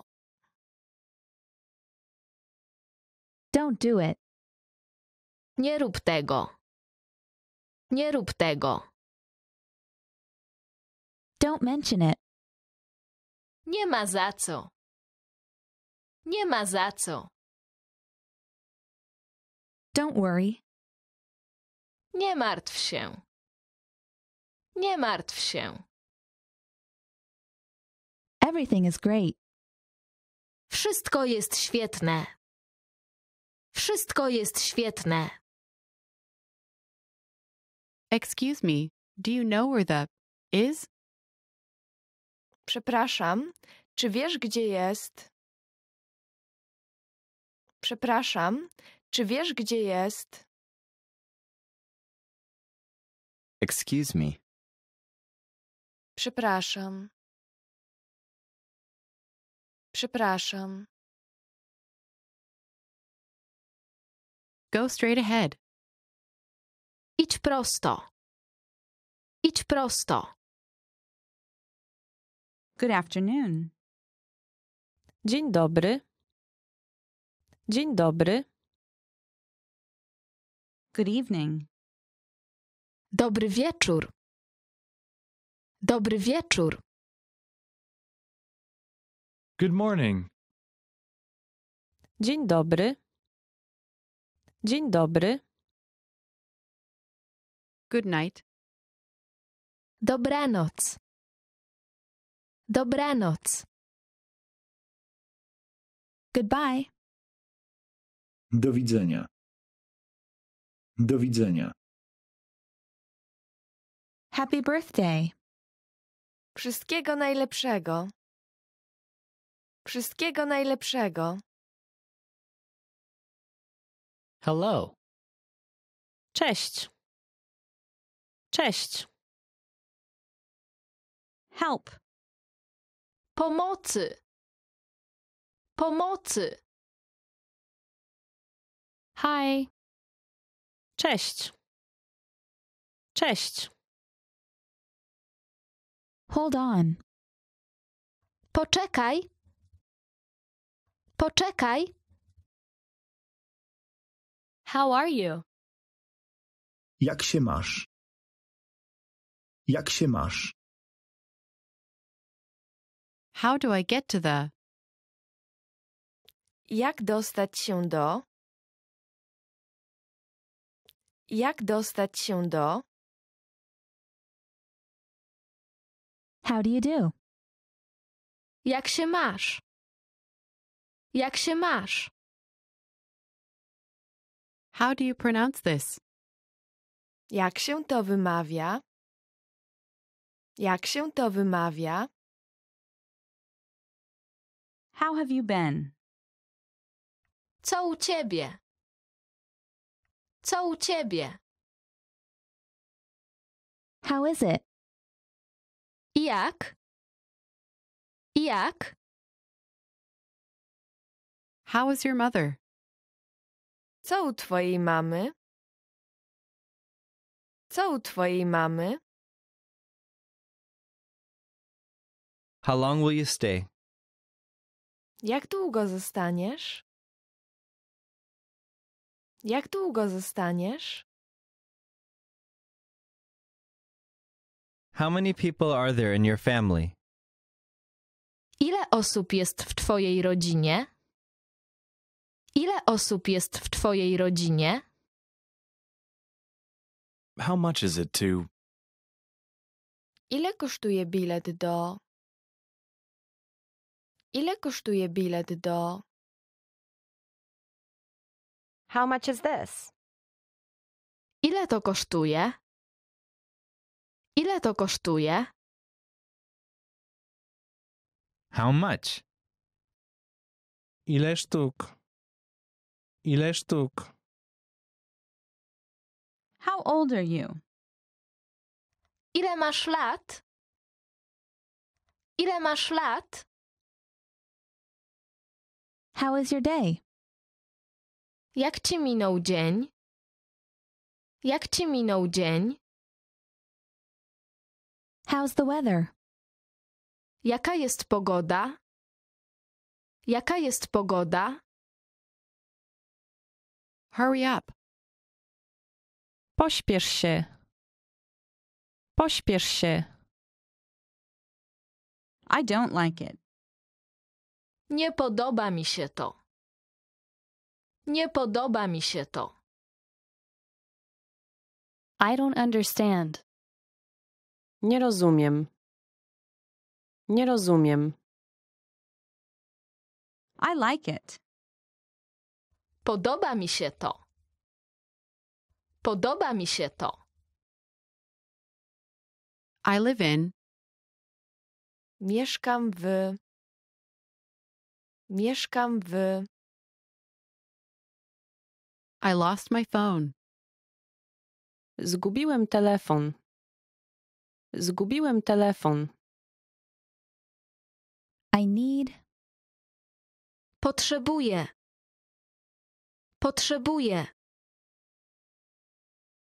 I need to go to the. Muszę iść do. Muszę iść do. I understand. Rozumiem. Rozumiem. I'd like this. Wezmę to. Wezmę to. I'll have this. Wezmę to. Wezmę to. I'll have time next week. Będę miał czas w przyszłym tygodniu. Będę miał czas w przyszłym tygodniu. I'm. Jestem. Jestem. I'm allergic to shrimp. Jestem uczulony na krewetki. Jestem uczulony na krewetki. I'm at home. Jestem w domu. Jestem w domu. I'm busy this week. W tym tygodniu jestem zajęty. W tym tygodniu jestem zajęty. I'm fine. W porządku. W porządku. I'm from. Jestem z. Jestem z. I'm full. Jestem najedzony. Jestem najedzony. I'm good. Dobrze. Dobrze. I'm hungry. Jestem głodny. Jestem głodny. I'm looking forward to working with you. Nie mogę się doczekać współpracy z tobą. Nie mogę się doczekać współpracy z tobą. I'm sorry I'm late. Przepraszam, jestem spóźniony. Przepraszam, jestem spóźniony. I'm sorry. Przepraszam. Przepraszam. Is that it? Czy to wszystko? Czy to wszystko? Is that far from here? Czy jest daleko stąd? Czy jest daleko stąd? Is there a near here? Czy w pobliżu jest? Czy w pobliżu jest? It was nice to meet you. Miło cię poznać. Miło cię poznać. It's difficult. To trudne. To trudne. It's okay. W porządku. W porządku. It's really good. Bardzo dobre. Bardzo dobre. It's sunny. Jest słonecznie. Jest słonecznie. It's true. To prawda. To prawda. I've heard a lot about you.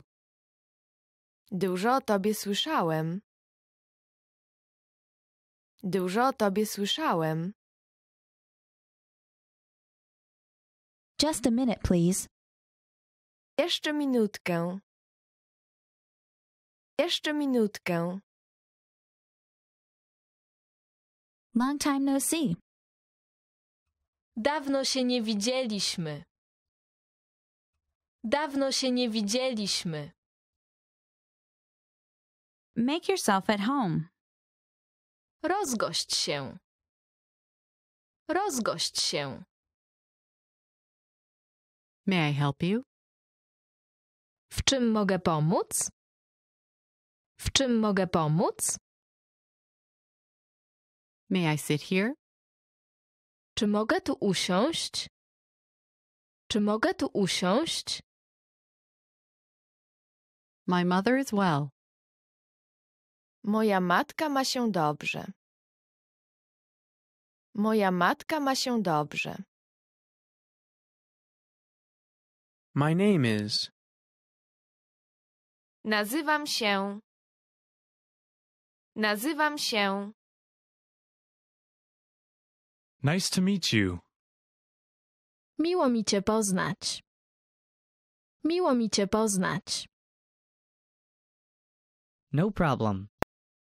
Nie ma problemu. Nie ma problemu.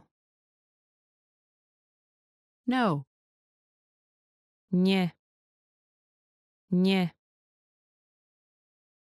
Of course not. Oczywiście, że nie.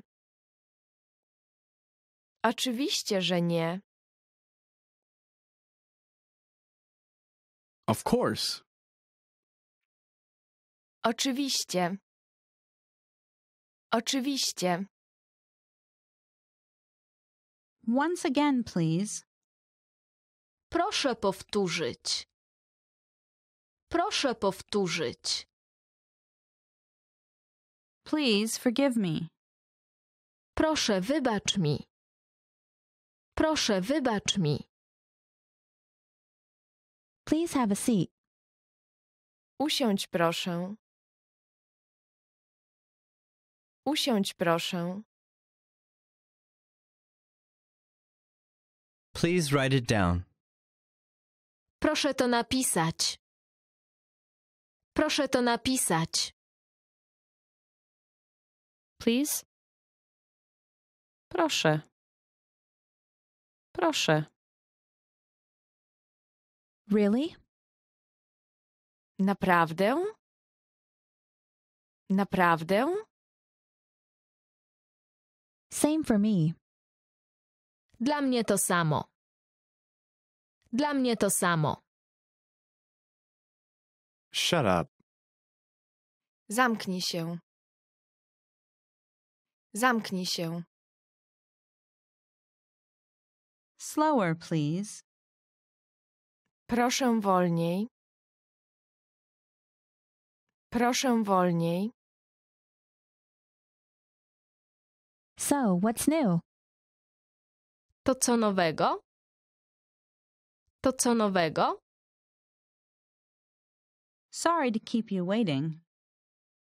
Przepraszam za spóźnienie. Przepraszam za spóźnienie. Sounds great. Świetny pomysł. Świetny pomysł.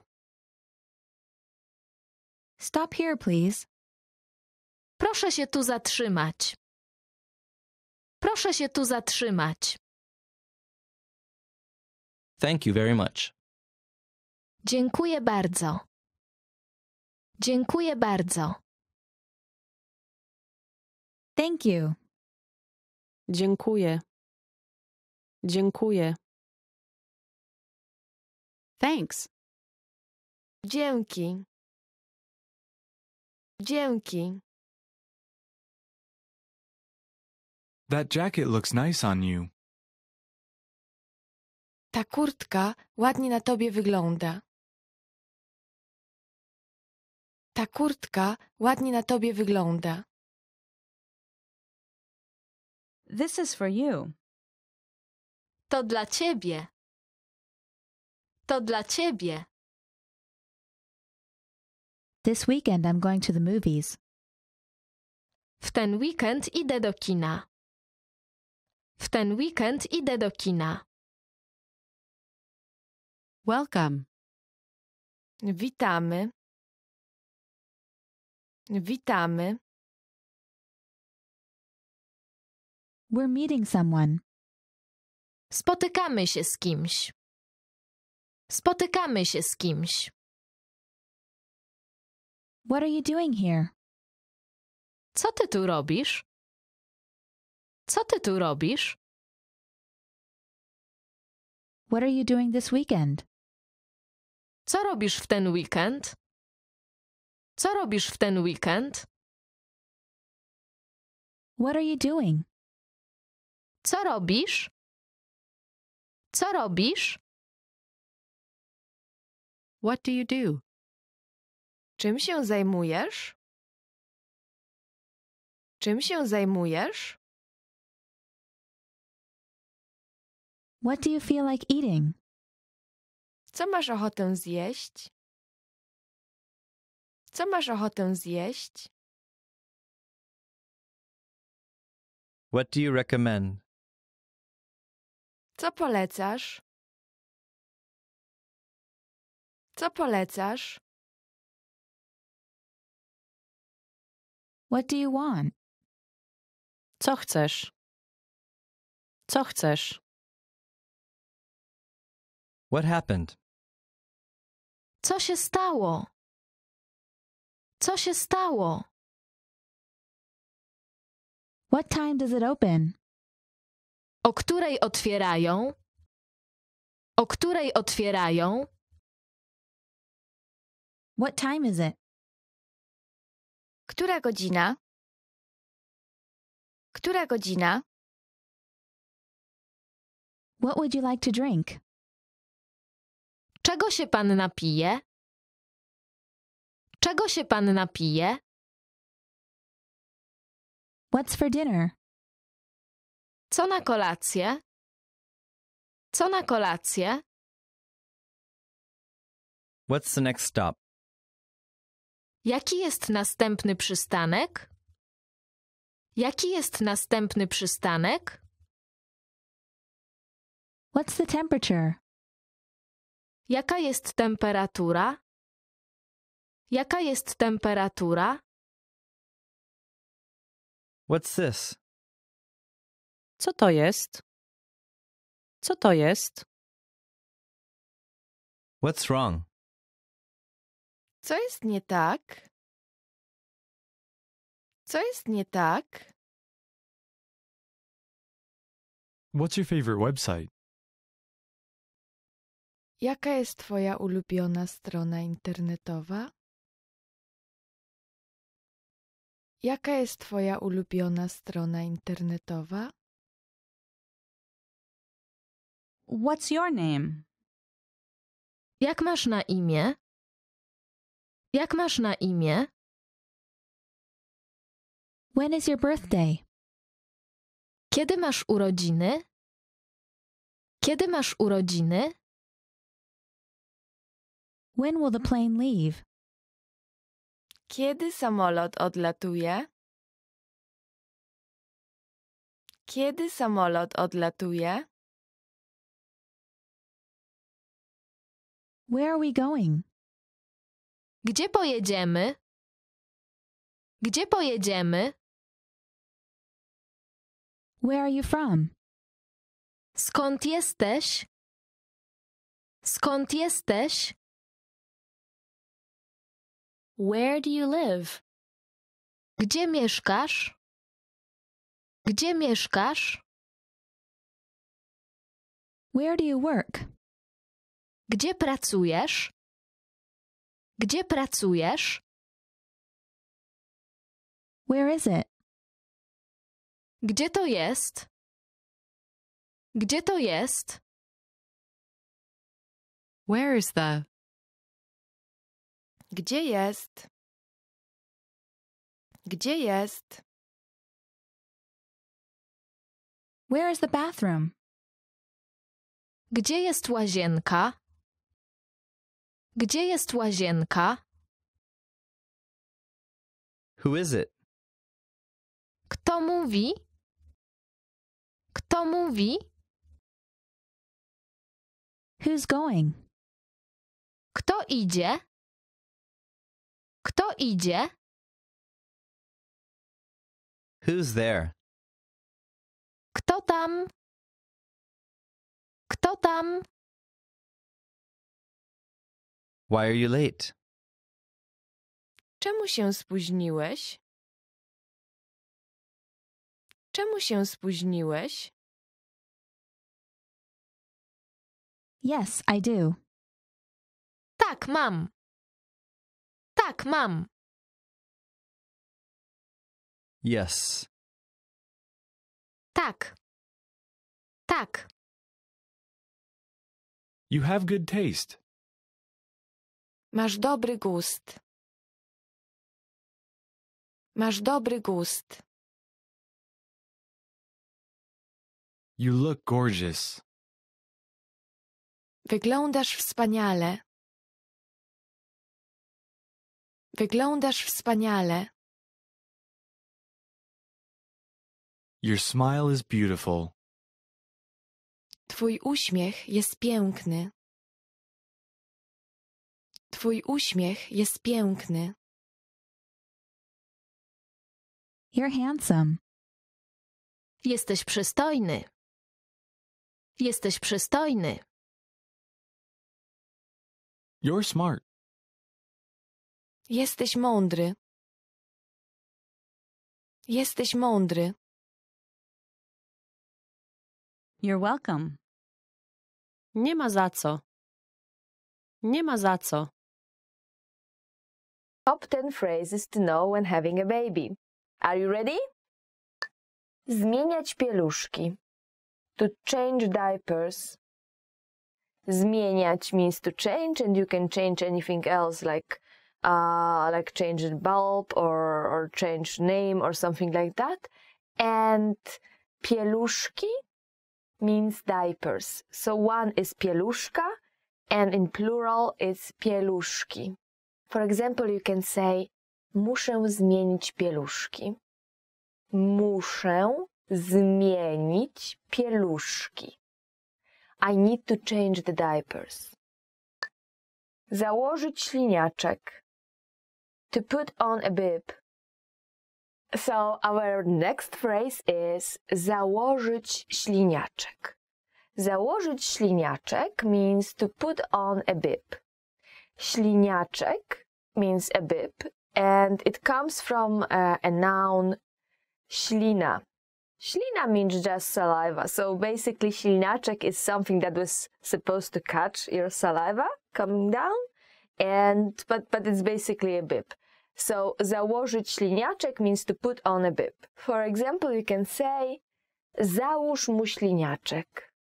Załóż mu śliniaczek. Put a bib on him. Załóż mu śliniaczek. Zmienić ubranie. To change clothes. So our next phrase is zmienić ubranie. Zmienić ubranie means to change clothes. And it's the same zmienić or to change as zmienić pieluszki, to change the diapers. Zmienić ubranie, to change the clothes, you can use in a sentence like this. Zmień mu ubranie. Zmień mu ubranie. Change his clothes. Zmień mu ubranie. Śpiewać kołysankę. To sing a lullaby. So our next phrase is Śpiewać kołysankę. Śpiewać kołysankę means to sing a lullaby. So, for example, you can say zaśpiewaj mu kołysankę. Zaśpiewaj mu kołysankę. Sing him a lullaby. Zaśpiewaj mu kołysankę. So one of the most famous lullabies in Poland is Wlazł kotek na płotek. Wlazł kotek na płotek. It's about a cat who jumped on a fence and then he was walking there and then he was singing or something like that, and it's very famous. It's being sung to kids all around the Poland. I will not sing it here. Zdrzemnąć się. To take a nap. So our next phrase is really important. It's zdrzemnąć się. Zdrzemnąć się. And it means to take a nap. Zdrzemnąć się. There's also a noun coming from this verb, and it's drzemka. Drzemka means a nap, and a verb associated with it is zdrzemnąć się. Zdrzemnąć się means to take a nap. So, for example, you can say dziecko musi się zdrzemnąć. Dziecko musi się zdrzemnąć. The child needs to take a nap. Kupić fotelik samochodowy. To buy a car seat. Our next phrase is very descriptive, and it's kupić fotelik samochodowy. Kupić, to buy, fotelik, sit, samochodowy, car. So, kupić fotelik samochodowy means just to buy a car seat. You can say, musimy kupić fotelik samochodowy. Musimy kupić fotelik samochodowy. We need to buy a car seat. Nakarmić, to feed. Our next phrase, or actually our next verb, is nakarmić. Nakarmić. Nakarmić means to feed, but it's a perfective form of this verb. So already, like when we suggest that somebody will be full after that, nakarmić, that's already over, finished. Even though we can use it in a future tense, it still means like something finished, like perfective, not imperfective. And for example, you can say, trzeba go chyba nakarmić. Trzeba go chyba nakarmić. One has to feed him. Popychać wózek. To push a stroller. Our next phrase is popychać wózek. So, popychać means to push, the same as pchać. And wózek means stroller. So, popychać wózek means to push a stroller. And for example, you can say, tatuś z dumą popycha wózek. Tatuś z dumą popycha wózek. Daddy proudly pushes the stroller. Tatuś z dumą popycha wózek. Czytać książkę. To read a book. So our next phrase is czytać książkę. Czytać książkę means to read a book. For example, if you're asking somebody if he or she reads books to his children or her children, you will ask, czytasz książki swoim dzieciom? Czytasz książki swoim dzieciom? Do you read books to your children? Przygotować posiłek dla niemowląt. To make baby food. Our last phrase for today is przygotować posiłek dla niemowląt. Niemowlę, or in the plural form niemowlęta, means just babies. So, przygotować posiłek dla niemowląt means to make baby food. And for example, you can say, muszę przygotować posiłek dla niemowląt. Muszę przygotować posiłek dla niemowląt. I have to make baby food. Hello everybody, welcome to Top Polish Words. My name is Marzena and today we will learn 10 phrases to amaze native speakers. So let's go! Dziękuję, ale nie jestem Polakiem. Thank you, but I'm not Polish. Dziękuję, ale nie jestem Polakiem. Thank you, but I'm not Polish.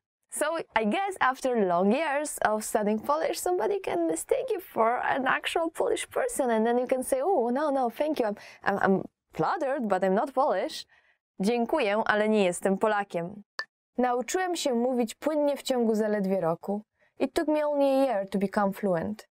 Nauczyłem się mówić płynnie w ciągu zaledwie roku. Nauczyłem się mówić płynnie w ciągu zaledwie roku. It took me only a year to become fluent. Nauczyłem się mówić płynnie w ciągu zaledwie roku. And if you're a girl, you want to change this nauczyłem się into nauczyłam się. Nauczyłam się mówić płynnie w ciągu zaledwie roku. Będę mówił po polsku jak Polak w 3 lata. I will speak Polish like a Polish person in 3 years. Będę mówił po polsku jak Polak w 3 lata. I will speak Polish like a Polish person in 3 years. That can be a goal for you to achieve and kind of something you can do. So, please try.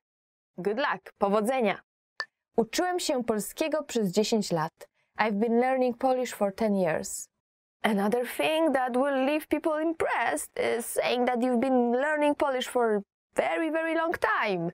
And you can say, uczyłem się polskiego przez 10 lat. I've been learning Polish for 10 years. And remember, if you are a girl, you want to change uczyłem się into uczyłam się. Mogę oglądać polskie filmy bez napisów. I can watch Polish movies without subtitles. Mogę oglądać polskie filmy bez napisów. I can watch Polish movie without subtitles. This is something that will really impress people, and I guess you can achieve it by watching a lot of movies and then studying Polish with polishpod101.com. These two methods combined will lead you to success. Potrafię zapamiętać około 50 nowych polskich słów dziennie. I can memorize around 50 new Polish words a day. Potrafię zapamiętać około 50 nowych polskich słów dziennie. I can memorize around 50 new Polish words a day. That's a kind of achievement, yet, think about it, it's not very difficult to do. So if you try to study with like flashcards from polishpod101.com, you can actually may be able to do it in a very, very short time, go to up to like 50 words, because words are very similar and there are the parts that you already know, and that kind of helps you memorize. So be sure to think about it whenever you're learning a new word. Polski jest fajny i prosty w nauce. Polish is fun and easy to learn. I guess a lot of native speakers think that Polish is very difficult, and it is, so you can amaze them by saying polski jest fajny i prosty w nauce. Polski jest fajny i prosty w nauce. Polish is fun and easy to learn. Well, I would be amazed if somebody told me that, so please try it out on your Polish friends. Mówię nie tylko po polsku, ale jeszcze w kilku innych językach. Apart from knowing Polish, I can speak a few other languages as well.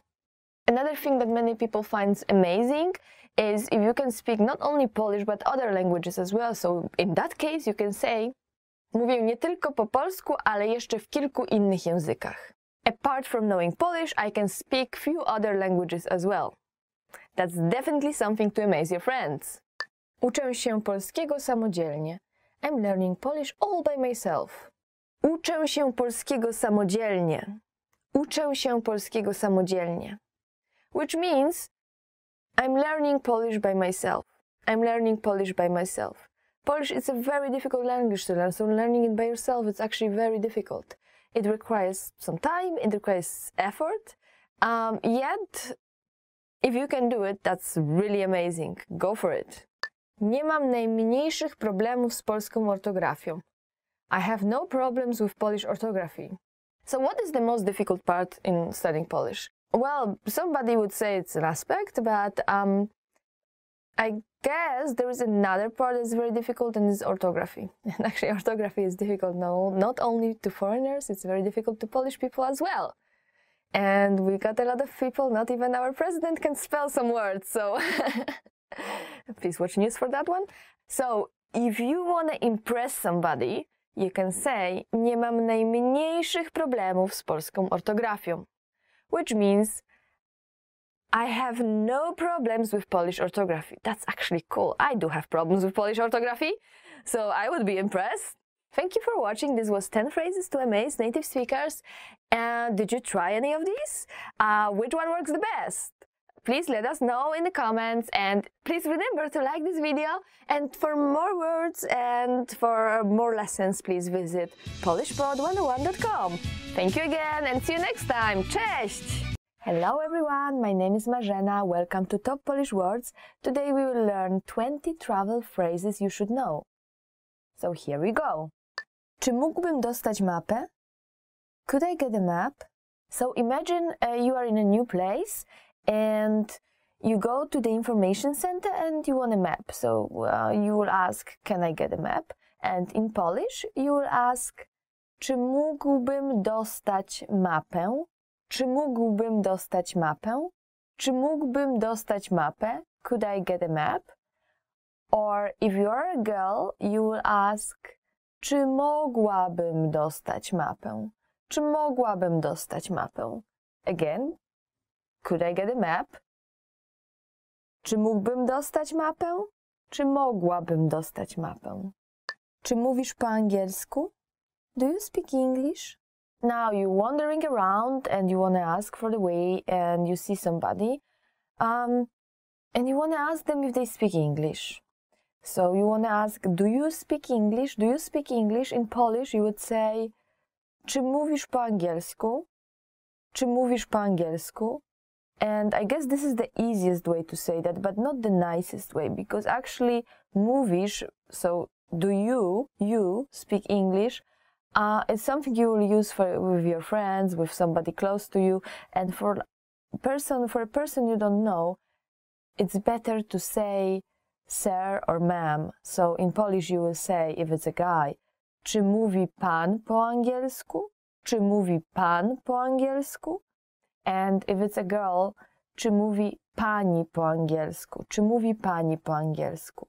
Czy mówi pan po angielsku? Czy mówi pani po angielsku?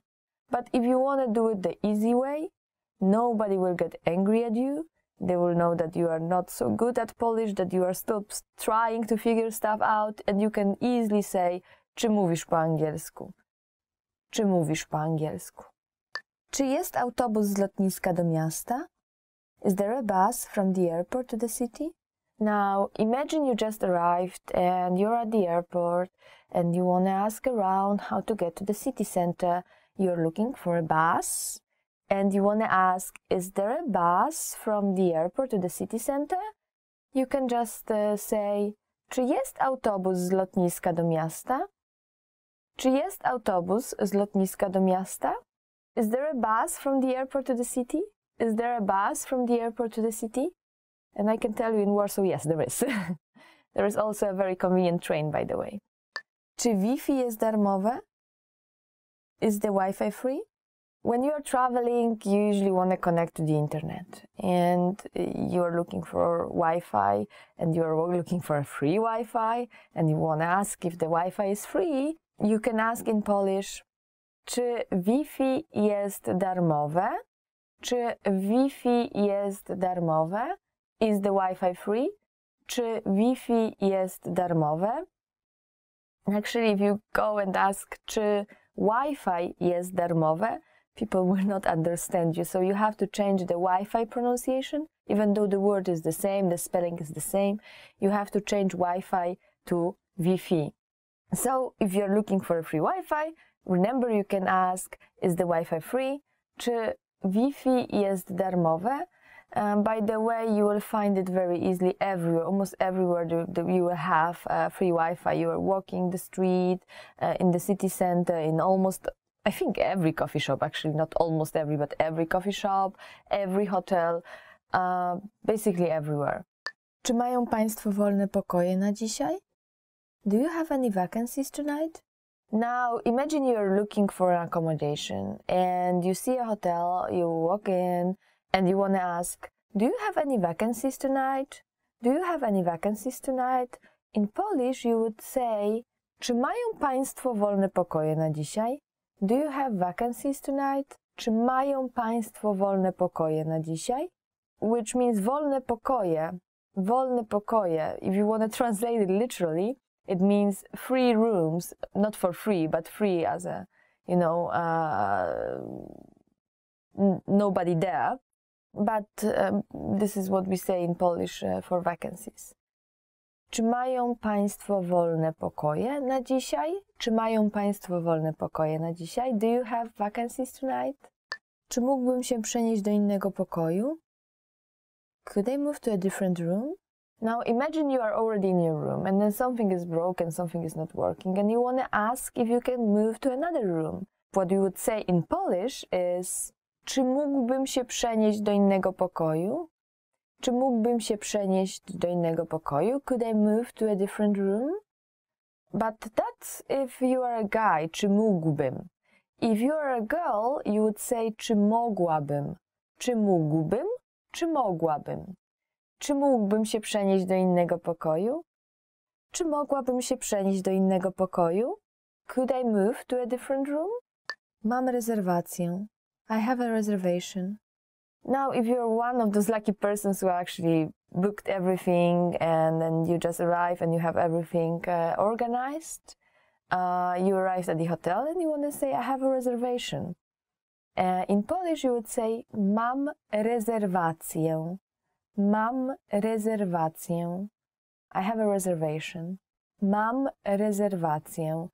Or, for example, you can add for today, mam rezerwację na dzisiaj. Or if you are calling them and you want to say, oh, I have a reservation for tomorrow, but I will arrive late or something like that, you can say, mam rezerwację na jutro. Mam rezerwację na jutro. Or if you want to say, I have a reservation for September 15th, you can say, mam rezerwację na 15 września. So there is this preposition na. Mam rezerwację na, and then the date comes. It can be a date or a day, like jutro, tomorrow. Czy moglibyśmy prosić o menu? Could we have the menu, please? And imagine you enter a restaurant.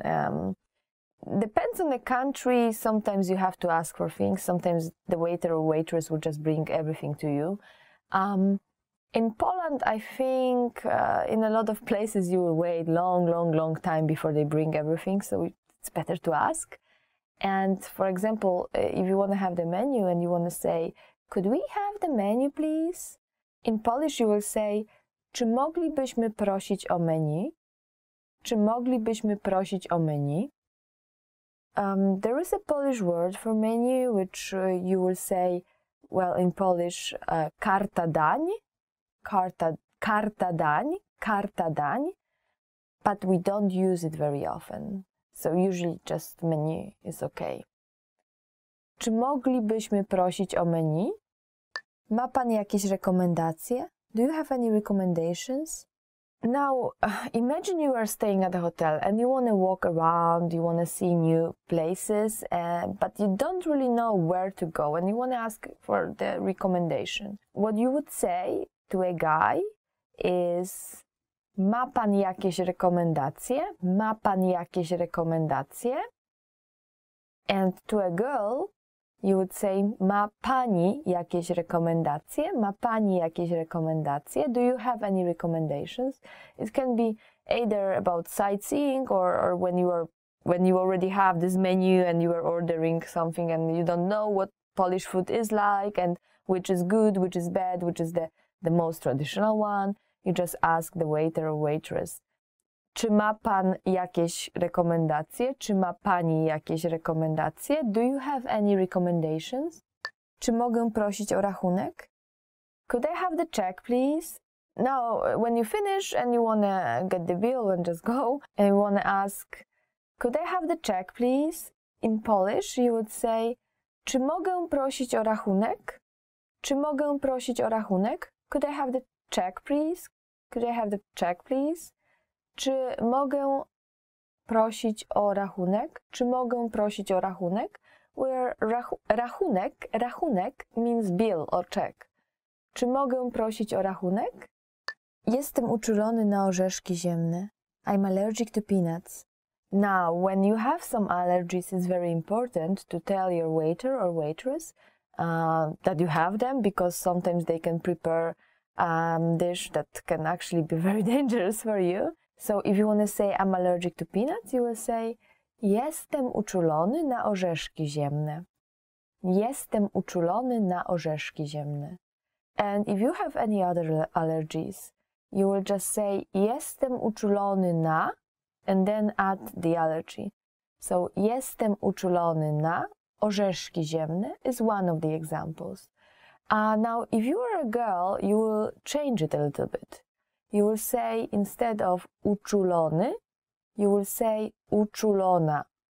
So instead of saying jestem uczulony na orzeszki ziemne, you will say jestem uczulona na orzeszki ziemne. Poproszę wodę. Water, please. In many countries, in restaurant, water is for free. In Poland, actually, it's not for free, but you can order it, of course. And when you want to say water, please, in Polish you would say poproszę wodę. Water, please. Poproszę wodę. Which, remember, you will be charged for it. Ile to kosztuje? How much is this? It's never good to buy something if you don't know the price. And same goes for Poland, especially if you go and buy something in the bazaar. They can cheat you, they can charge you extra, so it's always better to ask first. And to do so, you just say, ile to kosztuje? Ile to kosztuje? How much is this? How much is this? Ile to kosztuje? Wezmę to. I would like this. Now, even if you don't know the Polish name, you can always point at something and say, I would like this. Now, how to say it in Polish? In Polish, you would say, wezmę to. I would like this. Wezmę to. Just simply point at the thing and say, wezmę to. I would like this. Wezmę to. Which literally means I will take this. Wezmę to. Czy dostanę zniżkę? Could you give me a discount? It is not so uncommon, not so unheard of to just bargain, especially when you are buying on the street and bazaar. In a big shop, not so much, but you can always try to ask for a discount if you are buying bigger amount. So if you want to ask, could you give me a discount? In Polish you would say, czy dostanę zniżkę? Czy dostanę zniżkę? Could you give me a discount? Czy dostanę zniżkę? Czy akceptują Państwo karty kredytowe? Do you take credit cards? Now, a lot of people travels with no cash on them. It's easier, it's more efficient. Even if you lose your credit card, you can always block it, you can always probably undo some transactions. But it's also very important to ask if they actually accept credit cards in the place where you are going to. And in Poland, I think most places does, or I guess almost all places does. But it's also a good practice to just ask about it. And if you want to say, do you take credit card? Do you take credit card? In Polish would be, czy akceptują Państwo karty kredytowe? Czy akceptują Państwo karty kredytowe? Czy akceptują Państwo karty kredytowe? Do you take credit card? Przepraszam, gdzie jest stacja kolejowa? Excuse me, where is the train station? And if you are walking around the street and you want to find the train station, let's say, or anything else, you can use the same sentence actually to anything else. You can stop somebody saying przepraszam, which is something like excuse me, and then adding gdzie jest stacja kolejowa? Przepraszam, gdzie jest stacja kolejowa? Which in English would mean excuse me, where is the train station? Przepraszam, gdzie jest stacja kolejowa? Excuse me, where is the train station? Przepraszam, ile kosztuje bilet? Excuse me, how much is the ticket? So you just say, excuse me, how much is the ticket? In Polish you would say, przepraszam, ile kosztuje bilet? Przepraszam, ile kosztuje bilet? Excuse me, how much is the ticket? And of course, it can be an entrance ticket as well, or a train ticket. And if it's a train ticket from place A to place B, you can ask, przepraszam, ile kosztuje bilet do? And then add the name of your destination. For example, przepraszam, ile kosztuje bilet do Krakowa? Przepraszam, ile kosztuje bilet do Warszawy? Przepraszam, ile kosztuje bilet do Opola? Przepraszam, ile kosztuje bilet do Wrocławia? And so on, and so on. Czy mógłby pan zrobić mi zdjęcie? Could you take a picture of me, please? Traveling alone is a great thing, but if you want to take a picture, well, you can take a selfie and you can use the selfie stick, but it's not always so great. So sometimes it's better to just stop somebody and ask, could you take a picture of me, please? Which in Polish you would say, czy mógłby pan zrobić mi zdjęcie? Czy mógłby pan zrobić mi zdjęcie? If the person you ask is a guy. But if it's a girl, you would say, czy mogłaby pani zrobić mi zdjęcie? Czy mogłaby pani zrobić mi zdjęcie? Czy ten autobus jedzie na lotnisko? Is this the right bus for the airport? Now imagine you are going to the airport and you see a bus, but you are not sure if it's going to the airport. So what would you ask in Polish? Czy ten autobus jedzie na lotnisko? Czy ten autobus jedzie na lotnisko? Is this the right bus for the airport? Czy ten autobus jedzie na lotnisko? And I guess most people will be more than happy to help you. Czy ten autobus jedzie na lotnisko? Is this the right bus to the airport? That's all for today. Thank you for watching. Today we learned 20 travel phrases you should know. Are there any other travel phrases you want to know? Please leave us a comment. Remember to like this video, subscribe to our channel, and go to polishpod101.com for more content like that. Thank you again and see ya! Want to speed up your language learning? Get access to all of our best PDF cheat sheets for free. Just click the link in the description and sign up for your free lifetime account right now. I'm sorry. Przepraszam. Przepraszam. Don't worry. Nie martw się. Nie martw się. It's okay.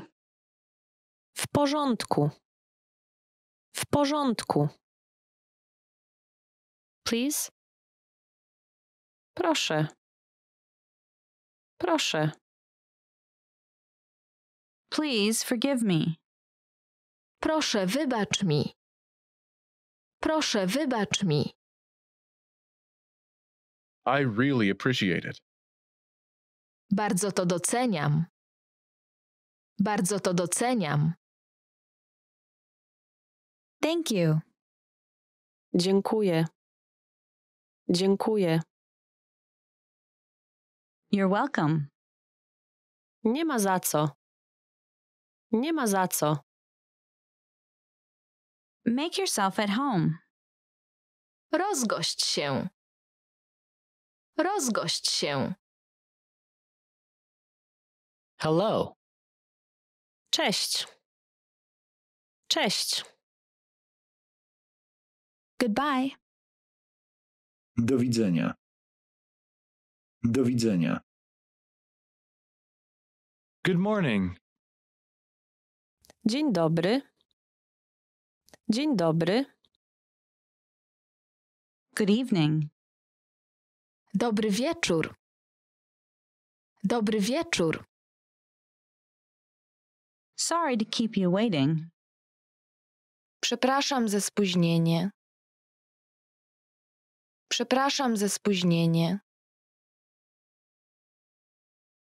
Hello? Halo? Halo? Awesome. Super. Super. Delicious. Pyszne. Pyszne.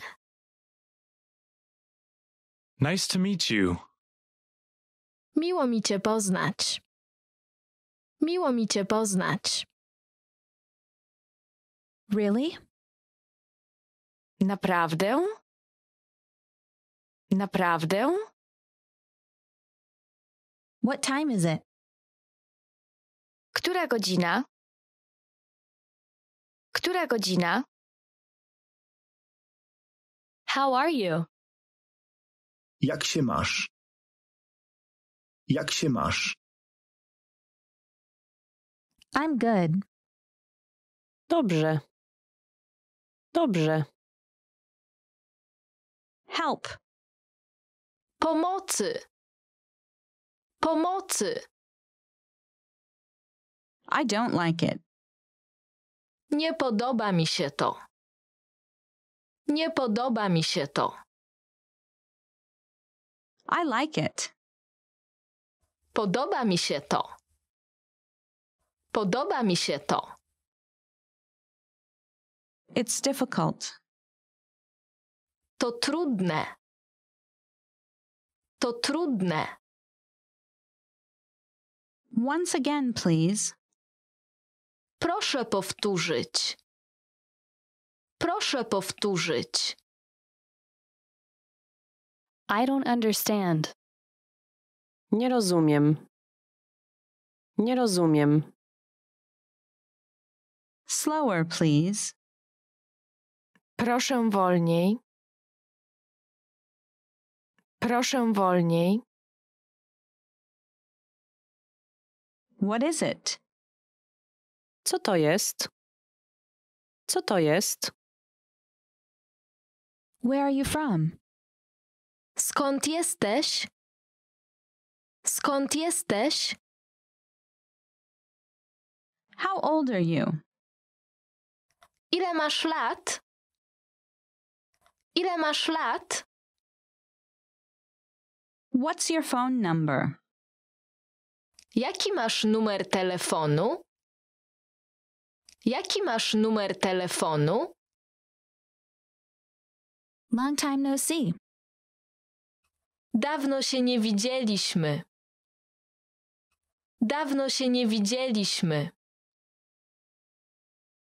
This is for you. To dla ciebie. To dla ciebie. How have you been? Co u ciebie? Co u ciebie? I'm afraid I can't make it. Obawiam się, że nie dam rady. Obawiam się, że nie dam rady. Never mind. Nie ma sprawy. Nie ma sprawy. I forgive you. Wybaczam ci. Wybaczam ci. I'm fine. W porządku. W porządku. And you? A u ciebie? A u ciebie? Good night. Dobranoc. Dobranoc. Good afternoon. Dzień dobry. Dzień dobry. Bye bye. Papa. Papa. How many people are there in your family? Ile osób jest w twojej rodzinie? Ile osób jest w twojej rodzinie? It takes about 30 minutes by train. Pociągiem będzie mniej więcej 30 minut. Pociągiem będzie mniej więcej 30 minut. Excuse me. Przepraszam. Przepraszam. Hold on. Poczekaj. Poczekaj. May I sit here? Czy mogę tu usiąść? Czy mogę tu usiąść? Thank you very much. Dziękuję bardzo. Dziękuję bardzo. What did you say? Co powiedziałeś? Co powiedziałeś? Great work! Here's a reward. Speed up your language learning with our PDF lessons. Get all of our best PDF cheat sheets and ebooks for free. Just click the link in the description.